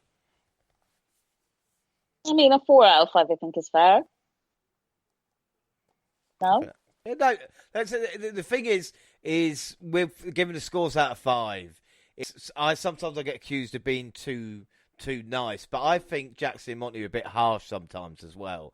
So it's like I said, when it comes to scores, it's when you enjoyed it. There's some matches I've scored 5. Like if you look at Meltzer or something like that, I've given it 2. But like I said, it's all about personal. Yeah. I mean, there's no right or wrong the answer. match did its purpose on what it was trying to do. So for me, it was enjoyable. It was fun. I had a good time, and I liked, the fact that Beth came across as a goddess. So oh yeah, Beth is so fucking cool. Like even sometimes with the tag team, I think it's Beth Phoenix and Edge as opposed to Edge and Beth Phoenix, and I really enjoyed it as well. The only problem is, like I said, you knew who's going to win it, so I'm going to give it 3 3/4 out of 5. Jackson, we're going to score out of 5. Yeah, I did say I really did end up enjoying this match. So I did give it a 3 3/4. I think it was good for what it was. I don't actually have an issue with it. I know that I could be a bit of a harsh rater sometimes, but you got to go with your gut feeling. No, it's not again harsh or whatever. Just whatever you're comfortable with, and Monty, what are you going to score it? 5. Yeah. Right. I feel like I have 5 to. or 1 It's a now. 6. This is a 6. No, I'm just playing. No, I gave it a 3.5. Like, I thought it was solid. It was fun. It didn't do it again. No one did anything wrong. Great moments. The only thing, again, I was expecting all of it, and they did it to a T. Something to be said to that. Like you can expect a good thing or an enjoyable segment, and you get an enjoyable segment. That's good. They got the job done. I don't think there's anything wrong with a 3.5. No, without a doubt. We asked who wins on the polls. Obviously, this poll was I was trying to think the opposite of close. Couldn't think of it at that moment in time. Furthest away poll, 88% for Edge and Beth Phoenix. Massive victory, and UA and Nick both went Edge and Beth as well. We all went grit couple, so at the moment it's 3-3-3-2 with the men's Royal Rumble coming up. So even if Drew McIntyre or Big E was to win, it could either put me on level pegging, give Monty an outright victory, or let Jackson and Gina win. That's where we were as we started the men's Rumble. Unfortunately, we had the matchup. But at this point, the level of excitement was all there for us, I think it'd be fair to say. And at number 1, AJ Styles, and a bonus point for me. And incredibly, yes, good call. I guess number 1 on the women's and the men's Royal Rumble. But I don't like to go on about what an expert I am, I would say yes, though, because AJ was my number 30 pick, innit? Yeah, which is 29 different. That's not... It's rigged. I mean, who did you call? Just bittersweet. No, the facts were against me. Like, James did everything to make sure the odds weren't in my favour. That is, I deny. I said Finn Balor, so I'm just gonna be quiet. Same, Monty. Man was in another country. Shoot, we should have looked that up. Number 2 was Nakamura, just like New Japan then with Nakamura and AJ. So, Monty, did you feel that you were watching a Wrestle Kingdom at the Tokyo Dome? No, I wasn't. I didn't feel that because they've done everything they can to ruin that image of Shinsuke Nakamura. Like they've tried their best. Anyway, no, I thought more about that match at WrestleMania. I had to sit through, and unfortunately, every time I see them together now, I just think, God damn it, why they just didn't let Shinsuke win it? But whatever. I know. Yeah, that's what I thought about. I thought about 34.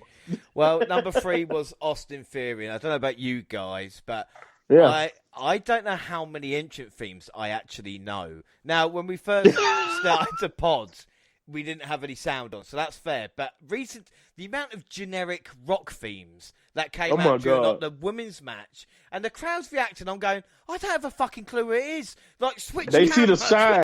Yeah, they see the screen, though. Yeah, they see the screen. Sometimes, we're just straight dead on the ring, so we don't get to see no screens or anything come up. We're like, who the fuck's this? What is this song? And you're going, who the fuck is that? Like, it could be anybody. Generic. So What's worse if it's like Liv Morgan song and it start off like it used to, and then it switches. And like, oh, they switched that too. Do that. They did it with Nakamura. They did it with Sami Zayn. There's a lot of themes. They go, I'll tell you what, give it the opening 10 seconds. Switch it. You know, that was clever. Like Keith Lee's song, like they did to Keith Lee's song. Oh my god, don't, because then we'd have to go into the Shayna Baszler talk because of like what they did. Don't even bring up Shayna's theme to me. I'm not over it yet. The definition of generic. Starting a bit of a joke. Baron Corbin had one of the greatest theme songs ever, and they just threw it away. Yeah. It is so generic. It is unbelievable. Again, and even people with good theme tunes sing the theme tune, they take it away, like Bobby Roode, who used to have a glorious one. The great theme. Yes, come on, man. And a fun fact, Bobby Roode beat Nakamura for the NXT title in 2017, not that anybody will tell you. And then we get a TNA chant, and Bobby was eliminated before the next entrant. I suppose that serves him right. Yeah. Number 5, Ridge in his first Royal Rumble, and then Nakamura eliminated by AJ Styles. What's going on here? Oh my god! They had to twist the knife. They had to twist the knife. Jackson, what are your thoughts?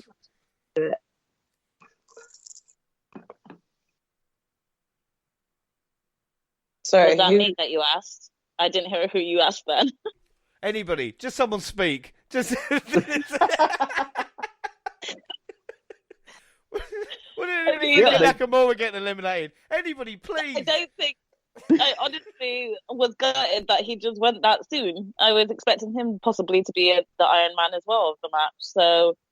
And it had to be AJ, right? Just had to be. Of course it did. Of course it did. Just even more bitter. Again, petty. Yeah. They didn't even wait for Sami Zayn. How obvious would that have been? Right. It don't make no. I'm sorry, James. Like that's how I felt. I was just like, yep. They just love to disappoint me. Dude, I said, sign of things to come. Sign of things to come. Everything good done from the start of the show to this point, they were trying to just rip it. It was like someone's going through your childhood bedroom, just throwing everything out. That's what it felt like. Montez Ford at number 6. Number 7, Monty's lucky number calls Damian Priest. Not a bad pick there. No. Sami Zayn at number 8, of course, Johnny will be out soon. At number 9, here's Johnny. That was fucking soon, wasn't it, boys? Like, it's meant to be a random draw. I love how everybody just jumped on. Like, screw you, Johnny. There was nothing random about it. You know that he asked all those wrestlers, though, no, come at me. I want all of you coming at me. You know he asked for it. Like straight finishers, too, I think. Like everyone was just trying to kill Johnny, not kill. Well, I'm glad Preston is still alive from Jackass, because I was worried about him recent times. And of course, Wee Man and I guess Basement came out as well. But like you talk about Johnny, he was twatted by AJ, splashed by Ford, and then eliminated by Zayn. And as Zayn was celebrating, AJ dumped him out as well. So we were so close with the Knoxville eliminated Zayn. If we'd have switched that up, guys, you know what I'm saying? But then again, WWE doesn't know, so how can we? They don't care. No, they don't. A third of the way through the number, and it was Angelo Dawkins, Jackie's lucky number, of course. 11 was Omos, and he cleared out the Street Profits. I worried for Ricochet when he came out 12, but it looks like Omos kind of forgot him. Gable at 13. Omos took Priest out. This was quite a fun little bit. Gable getting everybody together to, right, let's take out Omos and then sacrificing Damian Priest. With Monty, you weren't happy about this, were you? No, I was pissed. I was pissed. I told you, I was like, this is a sign of things. Like, he just kept getting progressively it made him look worse. weak, and he's meant to be a champion. He looked stupid, too, because he just kept running at him like, you need to listen to Chad Gable. Why are you listening to anyone? This is every man for himself. You don't run up there by yourself. Like, God. But it was smart. I like Chad Gable's playing, but, man, I was like, see, it just so happened. I told you number 7 was going to screw me, James. Like, it didn't matter where, as long as you put him right there at 7, it's like, they even made a good wrestler look stupid. 10, yeah? Number 10 came in and he was out by number 12. Look, form a line, all right? This is what's happening. People that think I've... Oh, it's going to get worse. It just gets progressively worse the longer the match went, James. Number 14 was Dominic Mysterio, and then AJ, with the help of the rest of the ring, dumped out Omos. So again, I think we put Omos eliminated AJ. It was the other way round. Happy Corbin at 15, and he sent Ricochet flying. Is something not right with that? It's just something not right. Ziggler, this is a brilliant fact. Ziggler at 16 entered his 15th Rumble. In 15 Rumbles, he's had 12 eliminations. Yeah, when they said that, wow. I was like, he should not catch Kane. He should not catch Kane with that despicably low number. He would need 140 to get to Kane's record. It's sad. Oh my god. Oh man. Also, has he ever been like in the final two? Has Dolph ever? So, oh my goodness. So he's just there. Ziggler's statistic is that he's been in the most Rumbles, and then nothing happens. There. They never ever.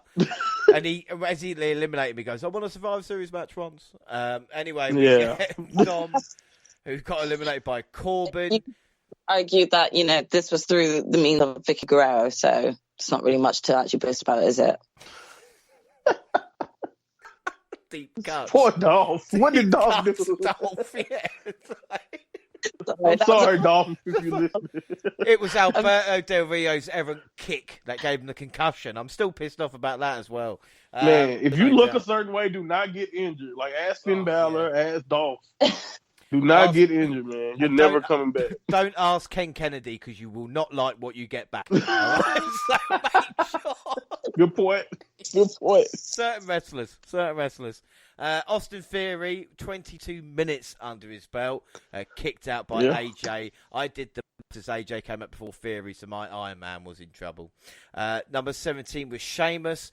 10 years won the Royal Rumble in the same city. They did mention it, but not a lot happened afterwards.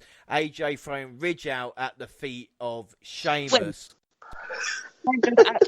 This right here, I called this in the live match. I called this but I thought it was going to be Sheamus already in the ring, and Richard was only just coming into the ring and then immediately eliminated. But I said it was going to be right in front of Sheamus. By the way, AJ Styles at this point had more eliminations than Omar. Yeah. Yeah.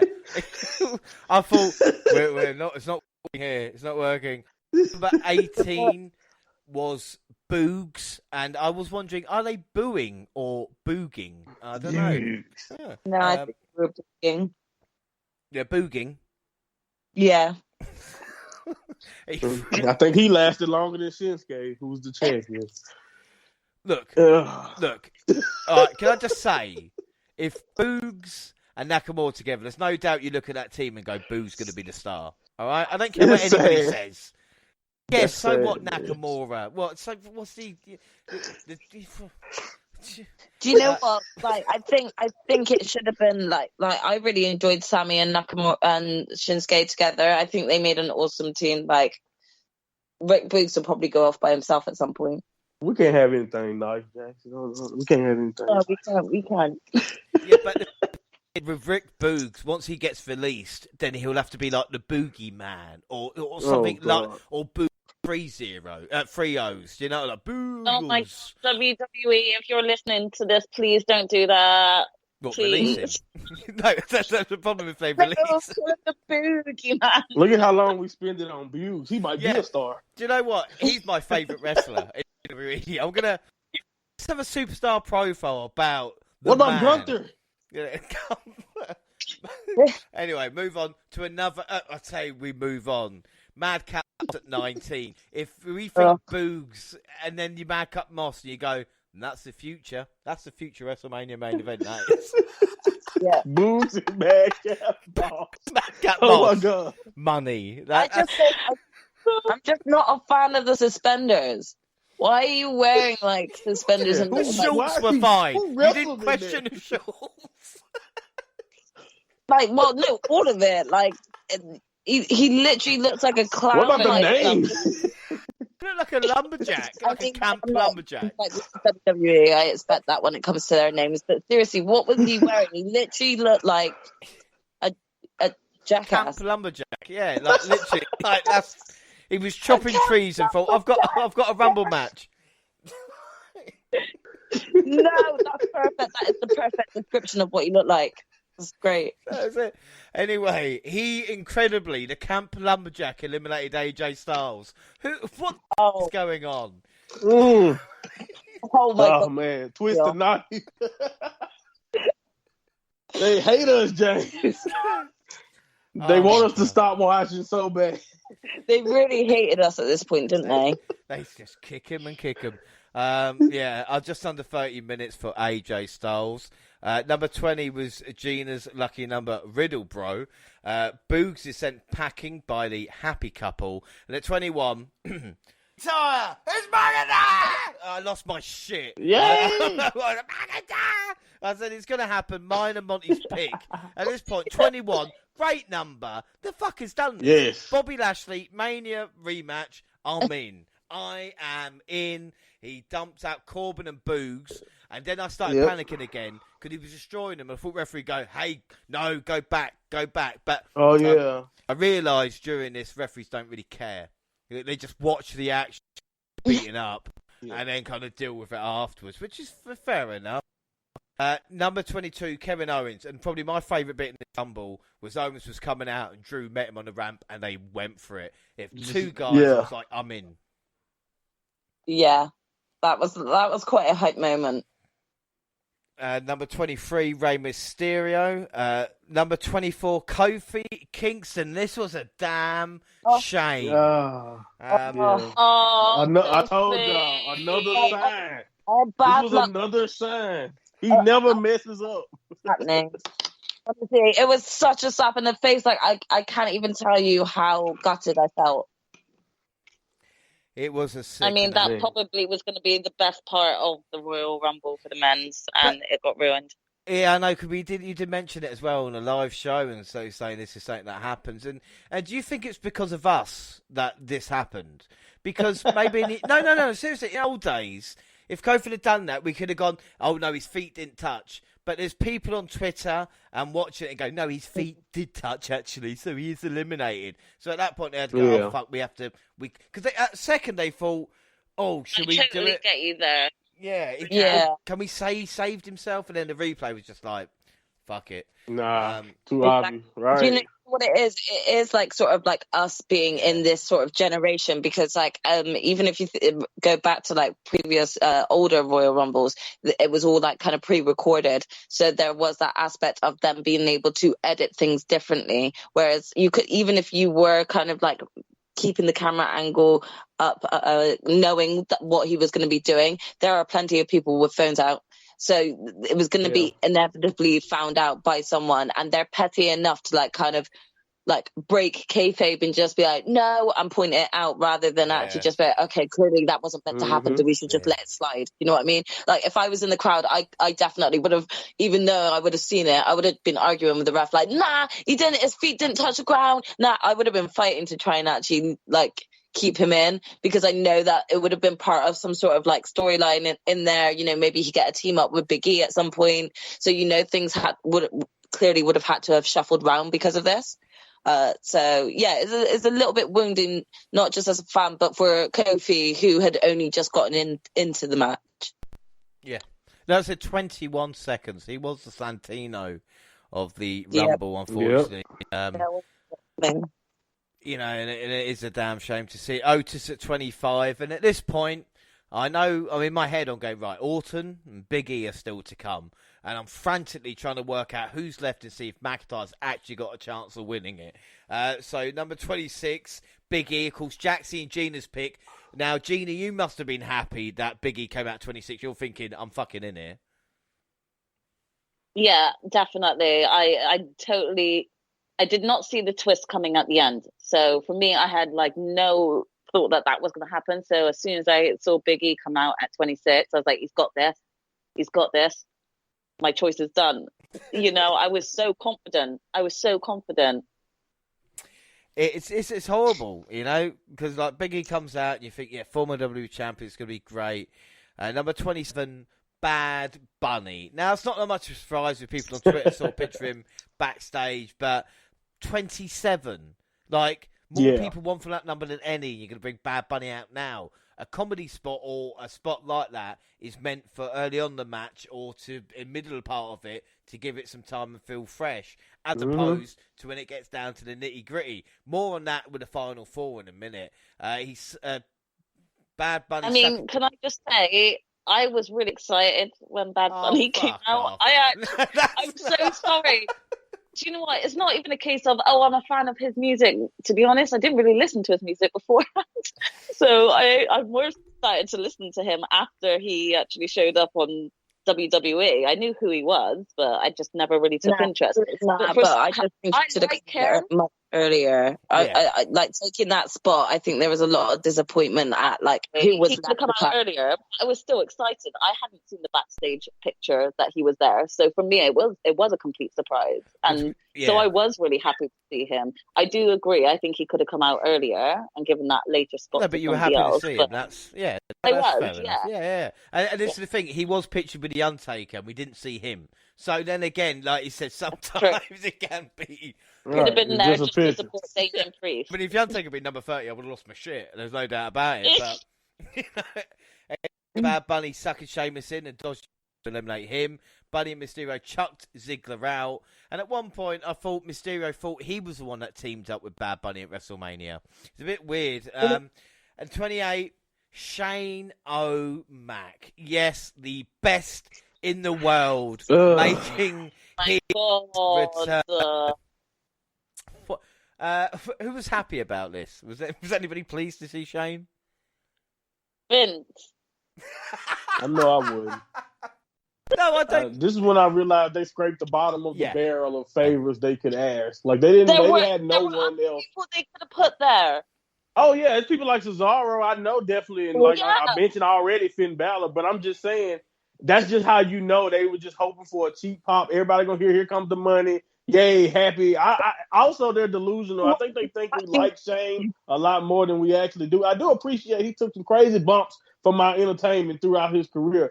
But other than that, I don't necessarily need Shane to be in this position. Like you talking about Bad Bunny being in that position. Like Bad Bunny did a destroyer, and I'm not saying he deserved that position. You were 100% right. Number 27 is literally notorious for being like a contender spot. Like you got to be a contender to win the Royal Rumble. No one believed Bad Bunny was gonna win the Royal Rumble, no matter what.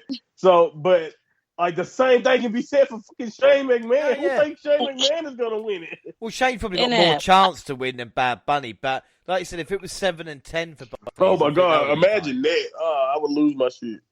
I would Shane stop wrestling. I actually would. I'd actually stop watching Shane versus Bobby Lashley. I'm sorry. Ain't no way I'd be wanting to watch any build up for WrestleMania knowing Shane McMahon was in the main event. I wouldn't watch it. I really wouldn't. Shane versus Roman. James, that moment of Shane coming out is the moment that you want to go back to Attitude Era wrestling, where fans were able to chuck their beer in the middle of the ring at Shane, and everyone just chuck shit at him, like just get out of the ring. What you doing? Come out at 28, like get off Shane. You on TV, just stay backstage and do your executive bits. Yeah, they already told us a few years ago he the best in the world. Like. No, I was done with him after that. I don't need to see Shane McMahon on TV ever again. Like, seriously, I'm so done with him. Like, and he could get the biggest pop in the world from everyone. But why? He don't do nothing but take other people's spots. Like, I'm sorry. I should have been in that spot. Is that Shane's? It's not. I don't think it is. I don't think Shane is. It's not his fault. I don't think Shane is being. It's a problem. It's an overall problem. Yeah, it's not his fault. I was pleased to see him to think. Maybe Triple H hasn't fully recovered and, they're getting Shane in just in case now. You never know about hostile takeover stuff like that. But, I mean, Shane and Max, I think, has done enough. But the problem is it's the ill will towards him with all that run, with, like I said, the Kevin Owens and all the misstep there and everything that he did when he was best in the world, as compared to Shane O'Mac, who... go back before that with Coast to Coast in small doses is great. Even a match at Mania with Braun Strowman was entertaining. I know people hate to say that, but that But bump he off the didn't cage. deserve that number. I remember. Number 28, no fucking way. You know? It's just, it is like, I think I'm so bitter about the fact that it's just an absolute waste. And I do that when you actually asked, like, you know, is that Shane's fault? What I'm saying yes to is the fact that he didn't stand up and go, actually, no, let's give Cesaro this spot. Cesaro's not even in it. No, if someone gives that to me, I'm sorry. If someone goes, James, I don't expect do you want to be 28 in the expect Rumble? that. You've never wrestled before. I'm like, fucking damn right. Like, stick me in there. Like, buddy, eliminate me, shit. Like, I don't know. I get you. I just look at this from a different point of view. Like, we all know you're not really going to be in it, so why not give it to someone else that is actually working their butt off every day? Well, and you do nothing with. Even if WWE, Shane comes out and says, do you know what, actually, I'm going to give my position to my new guy, Von Wagner, or even anybody like that to take the position, and then Shane, give him a rub. Like, the whole point of having a face like Shane there is to help someone out, not by eliminating fucking Kevin Owens. That is not going to help anybody. Right. That pissed me off so much. Really help my mood, you know, like it just kept on, it just continued, like it really just continued to get worse and worse the more that was happening. It was honestly, it was I'm still not over it. Boo's meeting the elimination, of course. Otis sending Rey on his way with a belly flop during Shane's entrance. I don't know if they missed a spot there. Didn't even see it. Yeah, didn't even see it. I was panicking Shane was going to take Drew out after he stood. How dare, again, you guys have pissed me off. How dare Shane step up to Drew McIntyre and to think Drew? That's what I'm saying. Look at who he's standing up to. You know, it's like Lesnar. And I said, if how Shane, delusional is that? Does that look? That looks delusional. If Shane it really did. Drew, like Drew McIntyre could have really just embarrassed him. So like Shane is definitely lucky that like Drew didn't embarrass him. Drew ripped his head off and shit down his neck. That's what he should have done. Number 29, Randy Orton, hometown hero with a great pop. What a pop. In matches like this and the crowd reaction that you realise Randy Orton is still a star. There's no doubt about that. I just hope Brock is not number 30. And then RK Bro sent Biggie packing. He immediately wanted me to boo. I immediately booed him. I was immediately unhappy to see Randy because they just threw him out like he was nothing. Jackson Jr. These were your choices, weren't they? So they dashed him. They dashed him out like he was Ricochet. It was just so like done so quickly as well. Like I didn't even have time to react. Like I was so pissed.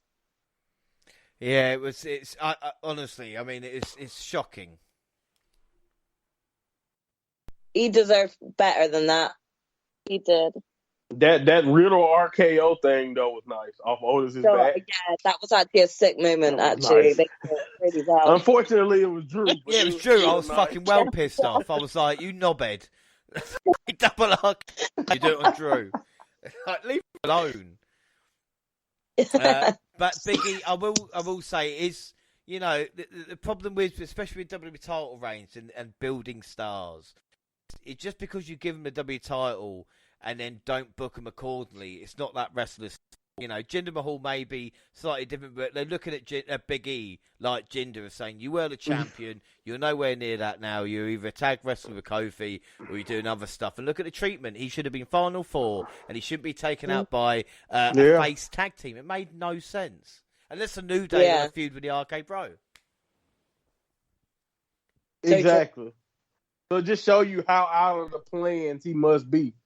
Like they have, like they really have nothing thought out for him in the future because they didn't even want to tease anything. It was just random. Like, well, time to get out. So go, let's get him out of here after our RKO, and treat him like he's nothing. It was like a really sort of quiet elimination as well. But like there was no real pop from the fact that he was just eliminated just like that. Yeah, he had no fight. He got RKO. Sure. It was just nothing. It was shit. This was the next victim. And then number 30, my lucky number, but bollocks. Fucking bollocks. As soon as that fucking... And we all knew what was going on. We knew what was going on. 19 years since he won the Rumble. Lesnar took out Orton to booze, obviously hometown hero. F5 Bad Bunny. Bad Bunny, you crazy motherfucker. He's an idiot. He's an idiot. He tried to shuffle in front of him. Whose spot did he take? No, but the first question is whose spot did he take? It doesn't matter. Take a pick. Anyone you didn't see. Had he won Corey Graves match earlier, like who would have been 30? Yeah, Corey that's Graves an excellent point. Why didn't they show someone beating up backstage? They don't even bother with that anymore, do they? No, like I would have wanted to see someone coming out and then them just get rammed. Yeah, Apollo Crews. Somebody probably Apollo. It was Apollo Crews. You could have even had fucking R-Truth again come out at 30 and then Brock just wreck him. Isn't it? Yeah, poor R-Truth. No, we don't need it to be R-Truth. R-Truth. Protect R-Truth at all costs. R-Truth already got embarrassed by getting eliminated by Nia Jax. We don't need to actually have Brock do that to him as well. Like that's a bit harsh. Incredibly. They could have did that to Shane. It would have been nice if they did it to Shane. That would have been so satisfying. Yeah, that would have been so satisfying. I said incredibly, the final four of the men's Royal Listen Rumble to this. 2022. Guys, can I just interrupt for a brief moment? If we could just give a 3-second silence to poor Veer, who was sadly unable to get to the Royal Rumble. I was so disappointed. I'm still so broken. And that was your favourite pick, wasn't it, James? To have Veer turn up. Veer was my favourite. I wonder if Veer get paid. Honestly. Where is he coming from? I wonder if he still gets paid. Like, that would be nice. Like, you could just tell people you're coming to work and never show up. Like, oh, man. Literally, it's like that text exchange. I'm on my way. No, you said that 6 months ago. No, seriously, I'm just down the corner. Like, I'll be there in a minute. I'm almost there. No, just got to put shoes on. I'm done. God, imagine if like the number 30 spot actually had Veer's music hit. Veer comes out and then just got Brock up by Brock. I would love that. That would make my day. That would have made the Royal Rumble better. Yeah, I could actually have forgiven like the finish if that happened. Yeah. Right. So anyway, incredibly, we are in the year 2022, and the final men's Royal Rumble was Shane McMahon, Shane McMahon, Matt Riddle, Drew McIntyre, and Brock Lesnar. Now, if you predicted that, then do the lottery, because you're going to fucking win. There's no doubt about that. It was the final four until Bro was literally thrown out by Lesnar. Then Shane suffered, and the final two was Drew and Brock. Fucking shit. I thought maybe we might be like 2019 again, but it ain't going to happen. Brock Lesnar. I got none of the last four. Like, not one. I don't think anybody did. I think I put McIntyre. That was the only point. I got Drew. Yeah, Drew was it because he picked him as our winner. He wasn't even in there. Is a mixed tag that he misses the fucking Rumble? Like, seriously, right? He's kind of been there, done that. So I want don't need to go in there again. Yeah. 2 matches. Somebody else could have replaced Shane. Yeah, exactly. Yeah. Oh. And the Miz, even the Miz coming out and just doing, there was no reason for it. I just didn't understand. Brock Lesnar wins the 2022 Royal Rumble. And it sounds like we all really enjoyed it. So I'll start. See, Monty, what were your overall thoughts on it? Oh, man, this is just a classic. Like, this exposes WWE's biggest problem, in my opinion. They have no trust in the future. Everything coming out of this finish just shows how last second and how erratic everything is at WWE at this time. This is one of your big four pay-per-views, and they repeatedly send the message to you that we're gonna keep doing what we have to do. I mean, we're gonna keep doing the same thing.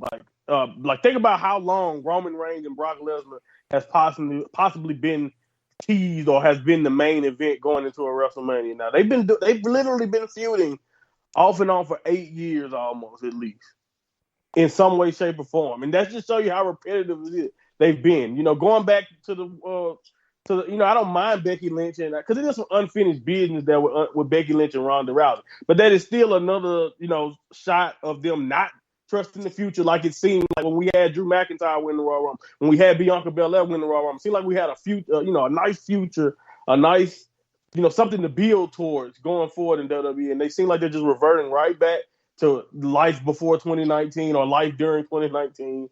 And, good luck to them. But I really, really thought this match just failed in a lot of ways. The surprise factor, I figured it wouldn't be that many exciting surprises because, like I said, who outside the WWE bubble even wants to work with WWE like that right now? So, I figured if they wouldn't have the surprises like the women's match had, but they didn't even have any of the moments. Everything felt random. Like all the storylines we thought coming into it, a lot of them just got dropped. Brock Lesnar winning this and obviously seeming like he's going to go for Roman Reigns. That literally made me feel like, okay, then why do I care about Seth Rollins? Like, I want Seth Rollins to get revenge on Roman right now. I'm not worried about Brock anymore with Roman. But we're going back there. I should have known they were going to go back there because they wanted to do that for day one. So overall, I was just disappointed in this match in a lot of ways. And then Brock Lesnar being the winner just capped off the disappointment, if you know what I mean. What would you score it out of 5? It's a 3. I'm giving it a 3. It was a Rumble match.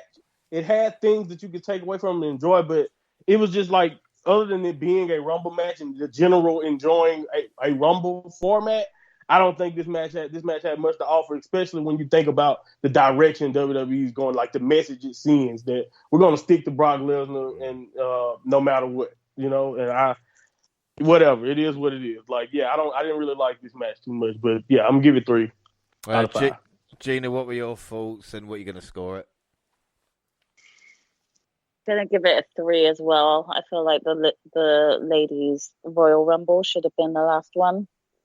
Just ended it with goddamn Ronda's return. Yeah, that would have went better, actually. Probably. Yeah, it probably would have. I think I was so annoyed by that point because I was annoyed by the Ronda win, just because I feel like she overshadowed all the other ladies who'd done their spots to earn, that time and space. So I was already slightly annoyed about that. So for this type of ending to happen for the men's, I'm not surprised, but I'm just, I'm a bit annoyed. Like I said, if they'd swapped it around, maybe I would have enjoyed it a little bit more. But because they didn't, I'm giving it a 3. That's fair enough. And Jaxie? Yeah, I mean, I don't have much more to add than what both Monty and Gina have already kind of stated, really. I think it was, just to add on from what Montel said, it was a little bit disappointing in terms of, like I said, from the females Royal Rumble, there was 1 or 2 storylines that, were sort of indicated to and kind of continued on in. There was kind of none of that for kind of any of the sort of upcoming stars that they were at one point sort of like, hyping up. So it just kind of felt overall lackluster to me. Definitely wasn't like in my top favorites of men's Royal Rumbles. And I think like the ending just kind of like made it very bittersweet. So I'm going to be quite bitter with this and give it a 2.5. Ouch. Like I said, but then again, look at the Rumbles. 2.5. The 2016 Rumble wasn't great, especially with Triple H. There's been a few good ones recent years, but the Rumble, it seems now like a good Rumble is a surprise rather than the couple of thing. Seems to be a good Rumble every couple of, 3 or 4 years now, as opposed to. And even with the I mean, it's the thing, isn't it? Like 2018 WrestleMania, Ronda Rousey making her debut. Brock and Reigns in the main event. Like I said, Monty, nothing has really changed since that moment. And when you think and who won it that year? Who won the Rumble? It was Oscar and Nakamura. Neither won at Mania. Are you telling me? Is anybody going to tell me Rousey Lesnar aren't going to win at WrestleMania. I think we think both of them will win. I don't see Becky walking out, and I don't see Roman walking out. So if they're going in the Roman direction, but I'm pretty sure it is because I don't think he wants. But I think they're going differently with Bobby. But yeah, I agree with you. It's going to be a complete contrast. You know what I'm saying? A complete contrast. It's just awful. And then the men's match, it said it just didn't have people. There was no way you thought Otis was going to win. This is Street Fight. Get a job done. Bad Bunny, Chad Gable, Shane McMahon weren't. Obviously, Drew McIntyre. Yeah. The way they treated Big E, they didn't want you to think Big E could win. You know, like it was right. And I was like, at least have him in the final 3 with Brock. Like, at least make him feel like he's on that level. You know, like why do you immediately disrespect him and downplay him like that? And I also just kind of want to even add in the fact that, you know, throughout, the consistent Raws and SmackDowns that were airing beforehand, a lot of the sort of other tag teams like Angel Garza and Humberto, the Viking Raiders, they expressed that they were going to be in it. So if they weren't in it, why are you having like the Street Profits or like Rey Mysterio and his brother? Like give it up to like some of the actual single superstars that we actually think might have a chance. Like it's baffling as to where WWE's mind was at when they were just kind of thinking about this match card list. And yeah, good. Like Monty said, good luck to them. Well, I gave it 3.5. But if the thing is this.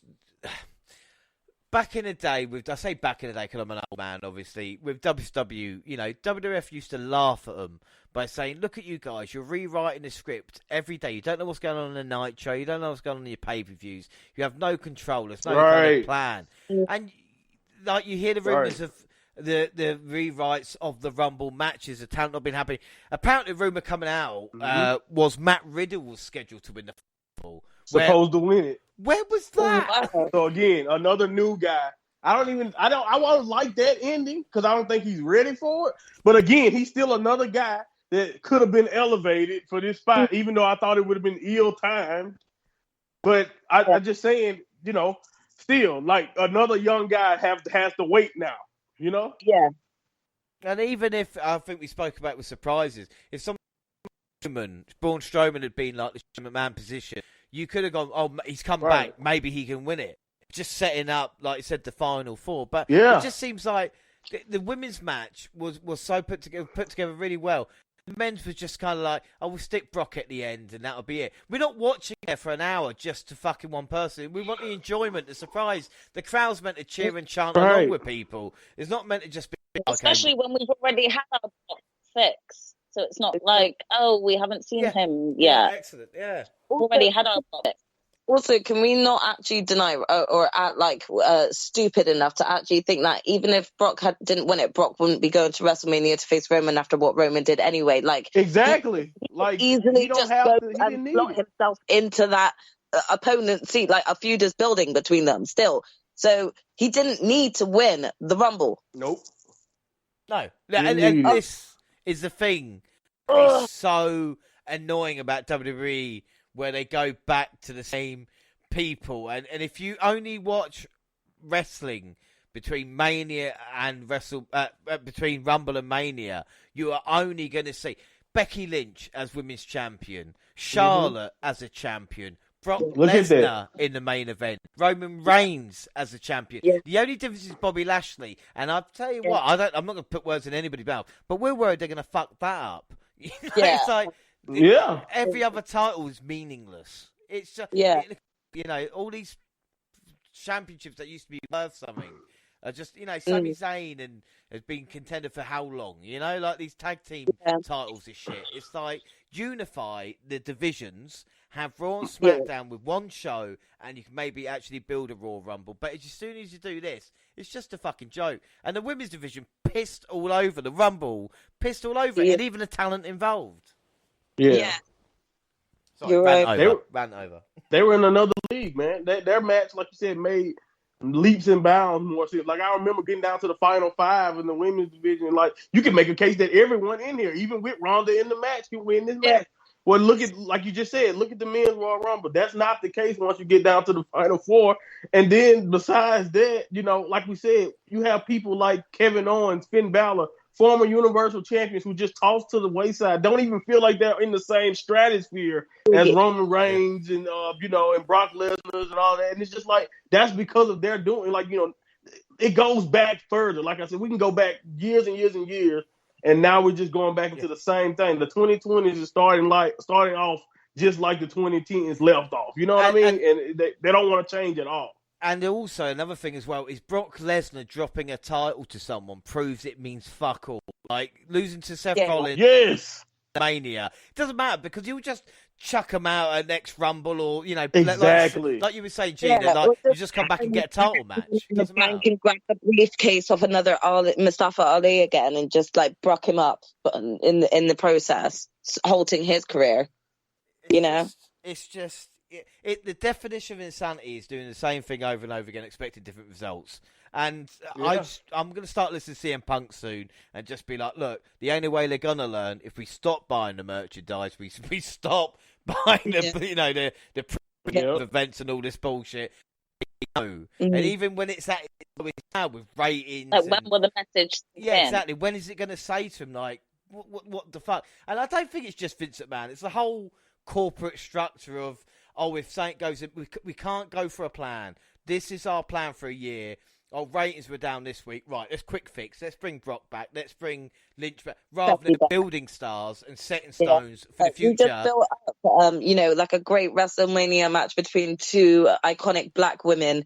And then we just snuffed on that a few months later at SummerSlam when we had Becky Lynch return early and then just take the title off her in 6 seconds.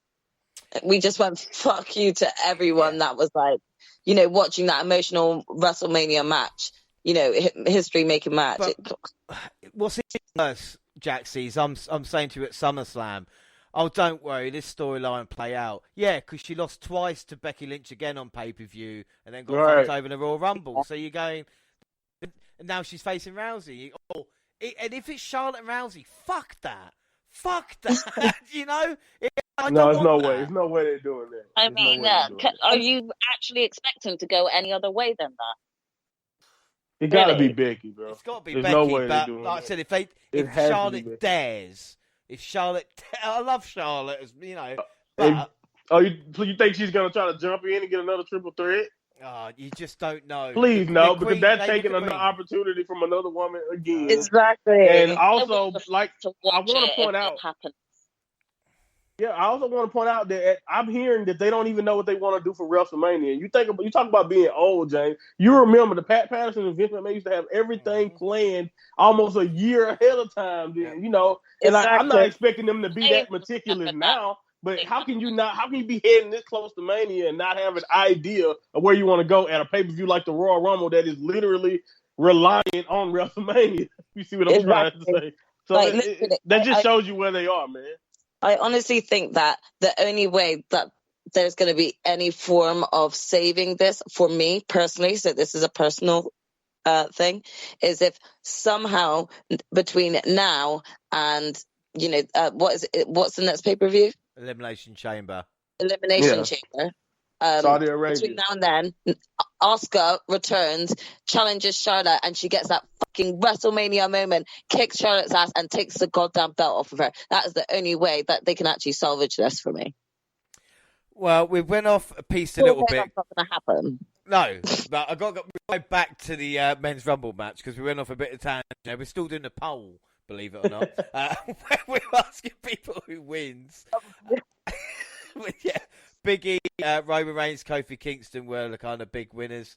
The other one where we picks, and it was Big E and Drew McIntyre. We added Brock, and Brock got 62% of the vote. But again, it's just awful. But anyway, prediction-wise, 2 for Drew, 2 for Big E, which means final scores. 0 for the men's Rumble, but we end final scores. James on 2. Is terrible, and all 3 of you guys on 3. So you all get a pay-per-view win and a point. So the prediction league right now, there you go. Points all prediction league for WWE pay-per-views is James with 0, Gina with 1, and Fuck you. Jaxie and Monty on to our next predictions on Elimination Chamber. And wait a minute, I'm hearing something in my ear. Breaking news. Bobby Lashley will defend the WWE Championship inside Elimination Chamber. So that'll be interesting to see what happens there. And mini games, of course, Rumble mini games. Number 1, choice, AJ Styles. That's a point to me. Number 30 was no points for anybody. Final 4 was, like I say, Drew, Brock, Shane, and Riddle. Cannot believe it. We all got a point there with a choice. I guess we all went Drew for that one. Kofi was 21 seconds for Santino. Iron Man, AJ, 20, no point. Most eliminations, AJ. Jaxie, you got a point for that. Nice. Yeah. Right? There you go. Great.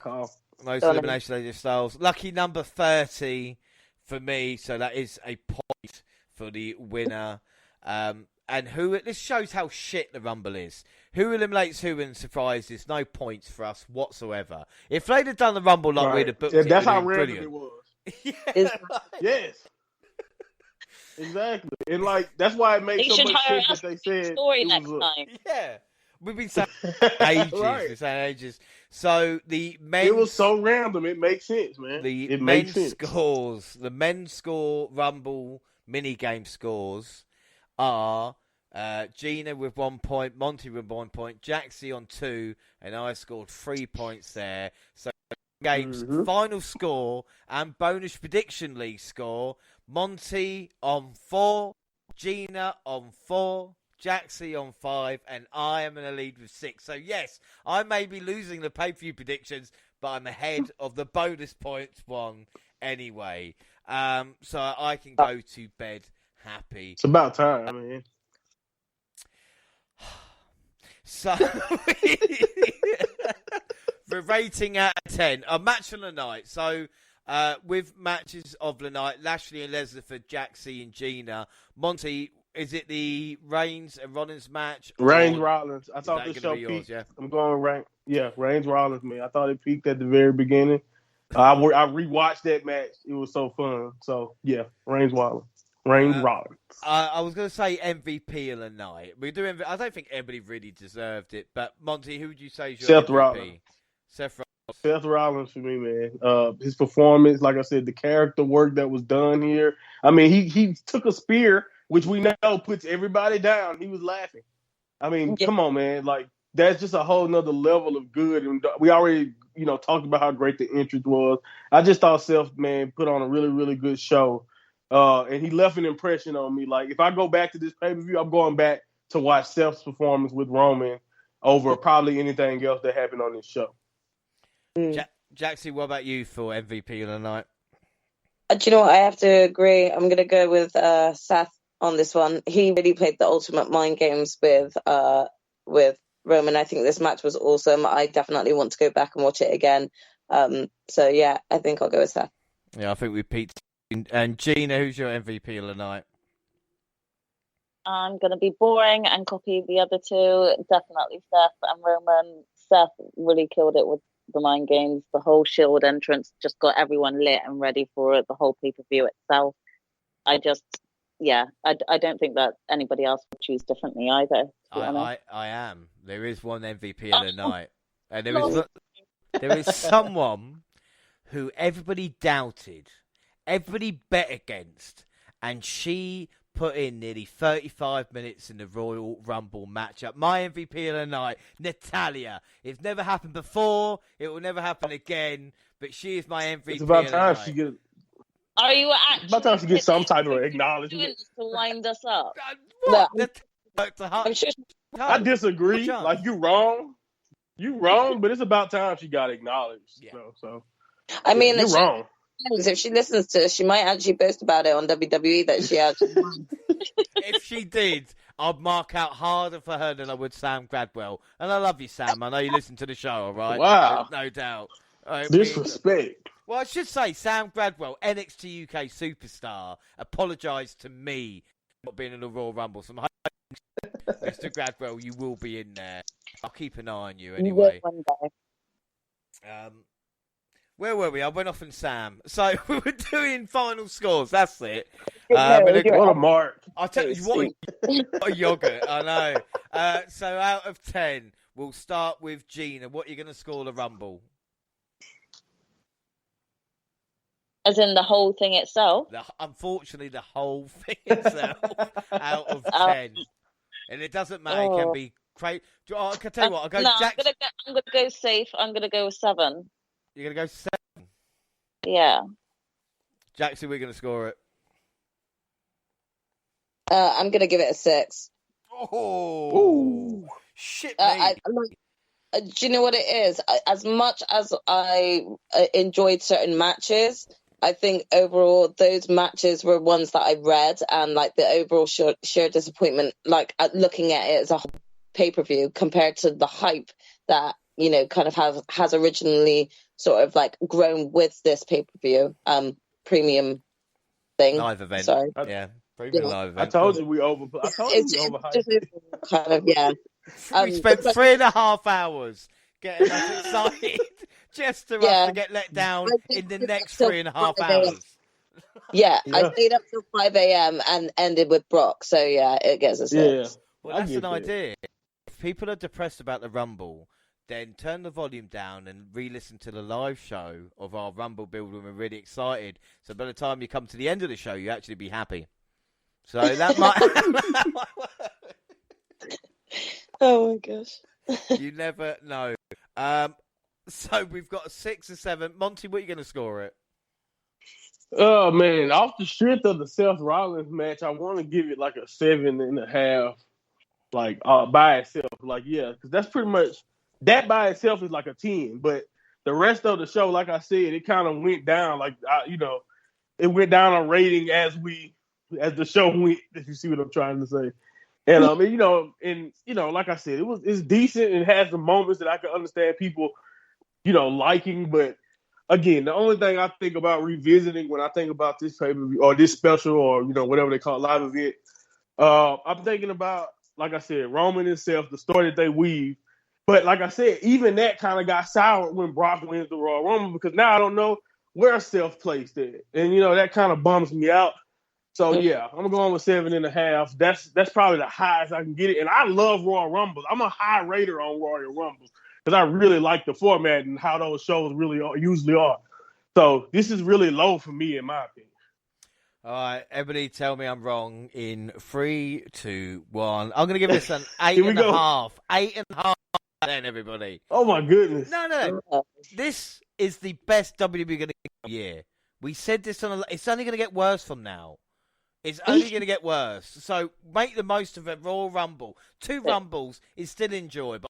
It was shit, but the women were great. We had lots of fun moments. Roman and Rollins probably had the best opening match in Royal Rumble history as well. Yes, DQ finish aside. If you look at each match by itself, even Lynch and Doudrop, the position in Sign on Fire still wasn't a bad match. Actually, Lesnar still a good match. Miz and Maurice, it's not their fault that the positioning of the card was fucked up. So if you look at each match by itself, the men's Rumble, yes, but I still think this was worthwhile, and I think with the events that we're going to get for the rest of the year, we'll look back on happier times. So I'm just saying. I don't know, man. I see how you looking at this through a depressed lens, which is cool, but at the same time, I think the thing is about this, I can't break something that high that made me feel so bad by the end of it. Like I can't rank it that high after getting reminded that the future will never come. Like, no one will ever be truly anointed as the future. Drew is going down. Like, Big E. Like, think about that. Like, I'm happy Bobby Lashley won. But again, it's just like hard for me to actually view it that high. But I'll give you your point. Because it sounds like you're looking at it from a lens of, well, I mean, this wrestling's been shit for a while, and this is good for shit wrestling. Well, to be fair, like, vote WrestleMania last year as the pay-per-view of the year. So, like I said, this time of year is where we're gonna be the best WWE for they stop caring after SummerSlam. Like we saw but the that's sad, man. Ain't that sad? I know. Don't they have 12 specials, right? Come on, man. This is why there's other wrestling out there. Like I said, if you're not happy with WWE, you're that angry with it, turn it off and go watch New Japan Strong or Dynamite or Rampage or Impact or NXT UK. Don't watch NXT or you just piss yourself off even more. But, you know, there's so many more out there. I did it. It doesn't help. So anybody got any final thoughts or anything else before we finish up here on the podcast? Let's hope that Veer turns up on Raw soon. Yeah. Spice things up a bit. Hashtag send Veer. That's what we need. Yeah. Yeah. They may We have need Veer. got Veer. Like that's That's sad. That's a perfect example of what's going on. Just think about what you just said. WWE have Veer and the AEW got Hook. That's a perfect example of where they are. Can we actually get the hashtag going? Send Veer. hashtag That's a hashtag perfect it in the example. episode when eventually the hashtag. Thank send God Veer. Grayson Waller didn't show up. Oh my God, I would have cut it off if Grayson Waller showed up, James. Fucking hell. Honestly, like if Tony D'Angelo, I would have just left the room. I would have left the room, left the house. You just see me walking down the middle of the road in the middle of the night, going, "Where's he going?" Oh, you know what that was Tony D'Angelo in the Rumble. Oh yeah. But again, we've got to be positive sometimes. But that is it for now. And don't forget, we're across all social media: Twitter I'm at the WNRJR. Monty, where can they find you? At Mind Monty Pod. Monty is the Monty. I know I don't usually say that, but you know, I had someone ask me that, so I decided to actually spell it this Pricks, time. aren't they? They are annoying. They do it to me all the time. What's your part? What's your WNRPodcast@gmail.com? I go, shut up. I love you I'm not guys. gonna See, I can't disrespect the fans. We know we know each other. Me and my fans. We know. That one guy. Yeah, one guy. He knows. Just that one guy. One of the Yeah. guys. But yeah, check me out there. Again, we got a new podcast. I'm going to get more into what I feel like WWE's biggest problem is on the newest podcast. And we're going back into Peacemaker. So check us out at Mind Monty Pod, Mind of Monty Podcast, wherever you find podcast. Damn, I can't talk right now. Wherever you find podcast. Welcome to me I got for 2 hours. That's yes, that's what happened. That's what happened. Canadian earlier when I said a boot, but I just completely ignored it and just carried on. Jaxie, where can people find you?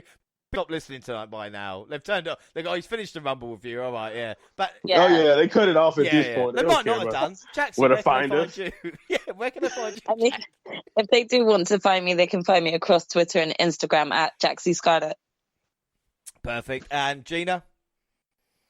Yeah, you can find me on Instagram at PurpleRain1089 and my Instagram is Purple Pain. Awesome. The WNR also on Facebook and Instagram, across all the Google platforms. Send us an email, the WNRpodcast@gmail.com. And YouTube, the WNR Podcast, with all the latest clips and podcasts at the same time on YouTube as they do SoundCloud on your phone, and also Spotify and iTunes. You can download, subscribe, rate, and review there. So that is it. So our next episode, well, maybe you can help me out. I was just thinking about this, especially with Jaxie and or Gina, if next week to do a bit of an AEW catch-up. Oh, sounds good. Yeah? And then, Monty, you can have the week off, and the following week you can do NXT update with me. I'll put you through that again. Oh, yeah, the misery that is 2.0. We get the good stuff. Looking forward to it. Yeah. Look at what I have to deal with, ladies. Look at what I have to deal with. You have fun with that. Yeah. Y'all get AEW and I get 2.0. Yeah, that just shows my value to the show. I have not told Jaxie about the Saudi Arabia after yet, so you know what I mean. I've still got them in the game. And and of course, the next time we'll be all together will be for AEW Revolution. With the live pre-show as well. But that is it basically for today. I hope everybody's enjoyed themselves. Monty, have you enjoyed yourself? Yeah, this was fun. This was actually funner than the ending of the Royal Rumble. This has helped out a little bit. I mean, we have focused, you know, it's been... Sometimes you got to talk these things out. It's trying to work out 6 hours talking about the Royal Rumble now between all four of us. But Jaxie, have you enjoyed it? Look at the dedication right there. I mean, I'm very pleased that we could all actually get together to kind of discuss everything that we discussed on Saturday. So for that, I'm thankful. You can only hope it could get better, but yeah, we'll it's see. a bit different, isn't it, Jackson? When I'm not having a go at Monty and Gina because they're actually here. You know, it's a bit weird. Yeah, definitely. Nice change. Yeah. Anyway, Gina, did you enjoy yourself? I did. I had a lot of fun. Thank you for having me on the show again. Well, it's always a pleasure and never a chore to have like us call Team WNR, or as it was, Monty, Jaxie, and Gina. It's been fantastic with a live show and our Royal Rumble review. And like I said, we'll be back with AEW next week. But that is it. Thanks for listening, everybody. I'm not going to say I hope you enjoyed the Royal Rumble, but at least WNR was there to get you through it. Bye, everybody. Bye. Adios. Bye.